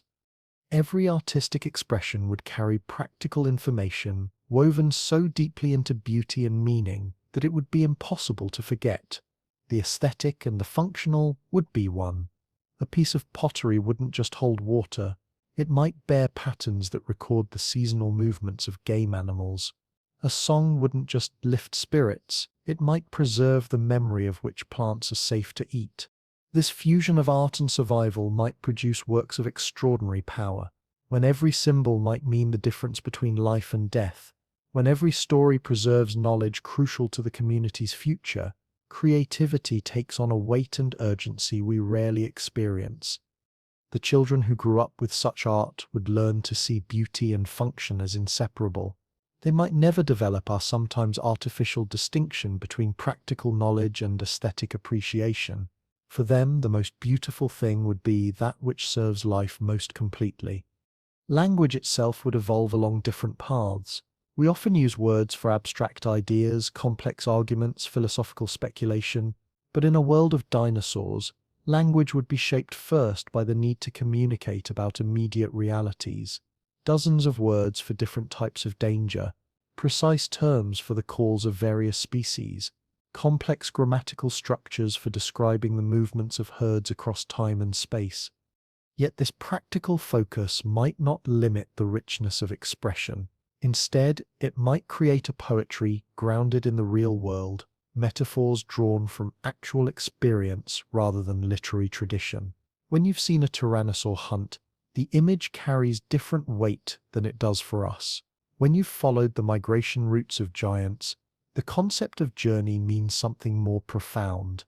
The language that emerged might be both more concrete and more resonant than our own, rooted in experience, but reaching toward meaning, practical but profound.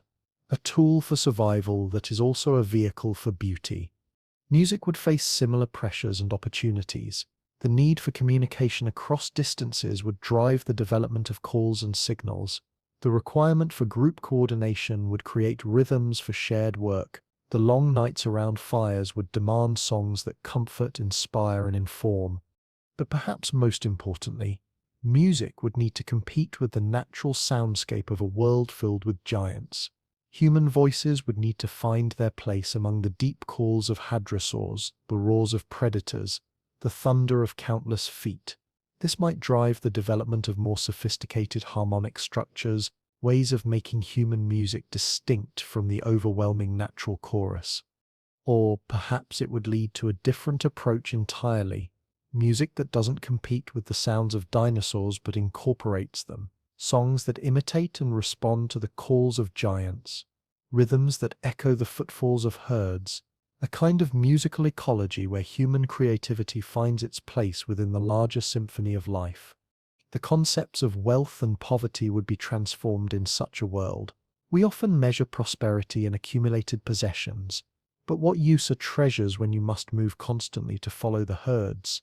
When predators can destroy everything you own in a single attack? Instead, wealth might be measured in knowledge, relationships, and skills. The person who knows where to find water in drought years, the one who can predict the movement of storms, the storyteller whose tales preserve crucial information for future generations. These would be the truly rich, not because they own much, but because they know much and share what they know. This different understanding of value might prevent the extreme inequality that marks our societies. When survival depends on cooperation, when everyone's talents are needed, there's less room for vast disparities in status or resources. The accumulation of excess would be not just impractical but counterproductive. The person who hoards food might find themselves abandoned when the group moves on. The one who refuses to share knowledge might discover that others stop sharing with them. In a world where individual survival depends absolutely on group survival, extreme selfishness becomes a form of suicide. This doesn't mean such societies would be free of conflict or hierarchy. There would still be leaders and followers, the ambitious and the content, but the parameters would be different. Leadership would depend on competence and wisdom rather than inheritance or wealth. Status would come from contribution rather than accumulation. The treatment of the weak or disabled would also follow different patterns. In our world, we sometimes struggle to balance compassion with pragmatism, caring for those who cannot contribute economically while maintaining productive societies. But in a world of constant movement and danger, this calculation would be starker and more immediate. Yet perhaps this clarity would produce deeper rather than shallower compassion. When everyone understands how thin the line is between strength and vulnerability, when today's hunter might be tomorrow's invalid, there might be greater recognition of our shared fragility. The elderly person who can no longer walk might still know where the sweetest fruits grow.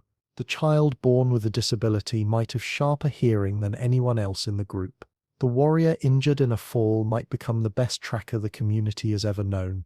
In a world where waste of any kind is dangerous, where every person represents irreplaceable knowledge and capability, there might be stronger incentives to find ways for everyone to contribute, not from moral obligation alone, but from practical necessity. The pace of technological development would be governed by different forces than those that drive our innovation. We often pursue new technologies for their own sake, or for the competitive advantages they might provide. But among dinosaurs, every innovation would need to prove itself in immediate application. Tools that don't work well enough would be abandoned quickly. Techniques that require too much maintenance would be simplified or discarded. Only the most robust and practical advances would survive, but those that did would be refined through generations of use. This might result in a kind of technological elegance, solutions that are simple, reliable, and perfectly adapted to their purposes. Less variety perhaps than we enjoy, but greater depth and sophistication in the tools that prove their worth. The relationship between innovation and tradition would be different as well. In our world, we often see these as opposing forces, the new challenging the old, progress requiring the abandonment of outdated ways. But in a world where survival depends on accumulated wisdom, innovation would need to work within established patterns rather than against them. New tools would need to fit with existing techniques. New knowledge would need to integrate with traditional understanding. The successful innovator would be the one who could build on the past rather than rejecting it, who could improve without destroying the foundations of group survival. This might produce a more sustainable relationship with change, innovation that strengthens rather than disrupts, that adds to the community's capabilities without undermining its stability. A model of progress that we might do well to study, even in our own very different world. The question of leadership would be solved differently than in our hierarchical societies. When decisions must be made quickly and accurately, when mistakes can kill, leadership would go to those who have proven their judgment under pressure. Not the loudest voices or the most ambitious personalities, but the wisest and most competent. Yet this leadership would also be more fluid than what we know. The best tracker might lead during migrations. The most experienced hunter might take charge during times of scarcity. The person who reads weather signs most accurately might guide the group through dangerous seasons. Authority would be situational rather than absolute, earned daily rather than inherited or claimed. This might prevent the concentration of power that leads to corruption in our societies. When everyone understands the specific skills that qualify someone to lead, and when circumstances constantly change, there's less opportunity for incompetent leadership to entrench itself.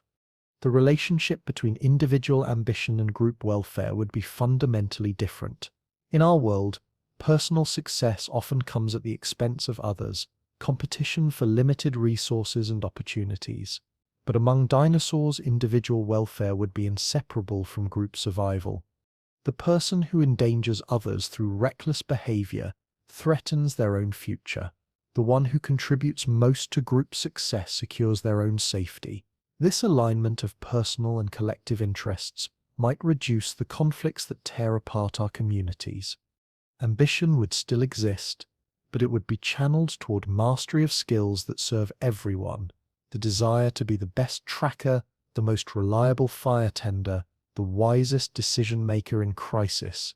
Competition that strengthens the group rather than dividing it. The concept of justice would be shaped by immediate necessities rather than abstract principles. When resources are scarce and danger is constant, when the group's survival depends on everyone fulfilling their obligations, the penalties for betraying the community would be swift and severe. Yet this harsh pragmatism might be balanced by deep understanding of human frailty. People who live always on the edge of disaster know how easily anyone can fail, how circumstances beyond control can lead to mistakes. Justice would need to distinguish between malice and misfortune, between deliberate betrayal and inevitable human error. The result might be a legal system, if it can be called that, which is both more forgiving and more demanding than our own, quick to excuse honest mistakes, but equally quick to punish deliberate harm, flexible enough to account for circumstances, but rigid enough to maintain the trust on which survival depends. Time itself would be experienced differently.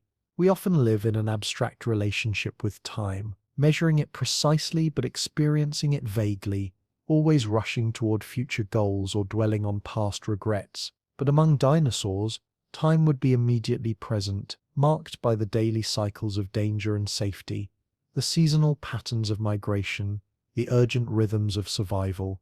Each moment would carry weight, because each moment would matter. The few minutes when predators are distracted by other prey, the brief window when it's safe to cross open ground, the precious hours of rest between watches, time would be concrete rather than abstract, felt in the body rather than calculated in the mind. This immediacy might produce a different kind of mindfulness than what we struggle to achieve through meditation and philosophy. Not the peaceful awareness of spiritual practice, but the sharp attention of creatures who must notice everything to stay alive. Yet perhaps this intensity would bring its own kind of peace. When you're fully present to immediate reality, when every sense is engaged with the world around you, there's no energy left for the anxiety and regret that plague our mental lives. The mind would be too busy with survival to indulge in unnecessary suffering. The relationship with death would be intimate rather than abstract. We often live as if death is a distant possibility, something that happens to other people, in other places, at other times. But humans among dinosaurs would see death daily, in the bones scattered by predators, in the companions who don't return from hunting trips, in the constant awareness that safety is temporary and life is fragile. Yet this familiarity might produce wisdom rather than despair. When death is a regular visitor rather than a stranger, when loss is expected rather than shocking, there might be less fear and more acceptance, not the resigned fatalism of those who have given up hope, but the practical realism of those who understand their situation clearly. This intimate knowledge of mortality might make life more precious rather than less. When you know how easily it can be lost, when you see how much depends on chance and circumstance, every day becomes a gift to be treasured rather than a burden to be endured. The stories told around fires would carry this weight, not just entertainment or moral instruction, but preparation for the reality that awaits everyone. Tales that help children understand that death is part of life, that loss is inevitable, but meaning can be found in how we face it. These stories might produce humans who are both more courageous and more careful than we are, willing to take necessary risks because they understand that some things are worth dying for, but also wise enough to avoid unnecessary dangers because they know how precious life is. The concept of legacy would be transformed as well. We often think of leaving our mark through works that outlast us, buildings, books, achievements that bear our names. But in a world of constant movement and danger, where material possessions are burdens and permanence is illusion, legacy would be measured differently. The knowledge you pass on to others, the skills you teach to children, the stories you add to the community's store of wisdom, the improvements you make to techniques that help everyone survive. These would be the monuments that matter, not carved in stone but written in memory, not built to last forever but designed to serve life. Perhaps this would create a different relationship with fame and recognition, when what matters most is what you contribute to the group's survival, when the best memorial is the knowledge that saves lives after you're gone. The ego's hunger for personal glory might be satisfied by service rather than by dominance. The person remembered as the one who figured out how to predict storms would achieve a kind of immortality more meaningful than any statue. The The teacher whose students survived because of what they learned would leave a legacy more lasting than any building. Such a world might produce humans who are more comfortable with anonymity, finding satisfaction in contribution rather than recognition, in the knowledge that their work serves life even if their names are forgotten. A different kind of ambition, one that seeks to be useful rather than famous. The relationship between mind and body would be more integrated than in our often sedentary world. When survival depends on physical capability, when the body's signals must be read accurately and responded to quickly, there would be less division between thinking and feeling, between intellectual and physical intelligence. The person who can track animals, read stories written in disturbed earth and broken twigs. The one who predicts weather, feels changes in air pressure and humidity. The hunter who knows when predators are near, notices subtle shifts in the behavior of birds and insects. This embodied intelligence might produce humans who are more intuitive, more attuned to the subtle signals that our busy minds often miss. Not mystical or supernatural awareness, but the natural result of paying close attention to the world as it actually is. The skills needed for survival would integrate mental and physical capabilities in ways that our specialized world rarely requires. Navigation that combines observation, memory, and bodily sense of direction. Hunting that merges patience, strategy, and physical precision. Fire tending that balances technical knowledge with intuitive feel for flame and fuel. This integration might prevent the mind-body split that troubles our philosophy and psychology. When thinking and feeling are both essential for survival, when intellectual and physical skills are equally valued, the artificial separation we sometimes experience might never develop. The result could be humans who are more whole, more comfortable in their bodies, more trusting of their instincts, more able to think with their entire being rather than just with their isolated intellects. A kind of intelligence that serves life rather than abstracting from it. The experience of beauty would be shaped by different factors than those that influence our aesthetic sense. We often find beauty in things that are rare, complex, or divorced from practical function. But among dinosaurs, beauty would be found in what serves life most completely. The perfect track that tells the story of safe passage. The clear water that promises relief from thirst. The flame that burns steadily through the dangerous night. The call that signals the return of the hunting party. Beauty would be inseparable from meaning, aesthetics grounded in survival. Yet this practical foundation might not limit appreciation but deepen it. When your life depends on reading signs correctly, when small details can mean the difference between safety and disaster, you develop an eye for subtleties that others miss. The tracker who notices how morning light falls on disturbed earth has learned to see beauty in patterns invisible to casual observation. The weather reader, who feels the approach of storms in the behavior of clouds, develops aesthetic appreciation for atmospheric drama. The hunter who understands animal behavior finds art in the dance of predator and prey. This kind of beauty might be more intense than what we know, sharpened by necessity, deepened by understanding, made precious by its connection to life itself. Not beauty for its own sake, but beauty that serves and celebrates the forces that sustain us. The stories and songs that grew from such experiences would carry this integration of beauty and function, tales that preserve crucial information while stirring the heart. Songs that encode practical knowledge while lifting the spirit. Art that serves survival while touching something deeper than mere necessity. Perhaps this is what we've lost in our separation of aesthetic and practical concerns. The understanding that the most profound beauty is found not in escape from reality, but in deeper engagement with it. Not in things that have no purpose, but in purposes so essential. They become sacred. The world that never was offers us this wisdom among many others. It reminds us that humans are capable of finding meaning and beauty, even in the harshest circumstances, that our greatest strengths emerge not from comfort but from challenge, that the qualities we most admire, courage, wisdom, compassion, creativity, are forged in the crucible of necessity. In imagining ourselves among dinosaurs, we don't just explore an alternative history. We discover possibilities that exist within us. Still, capacities that our comfortable world rarely calls upon, but that remain part of our deepest nature. The fire still burns within us. The stories still wait to be told. The courage to face giants, whether they're made of flesh and bone or of our own fears and limitations, still flickers in the human heart. Perhaps that's the most important gift of this imagined world.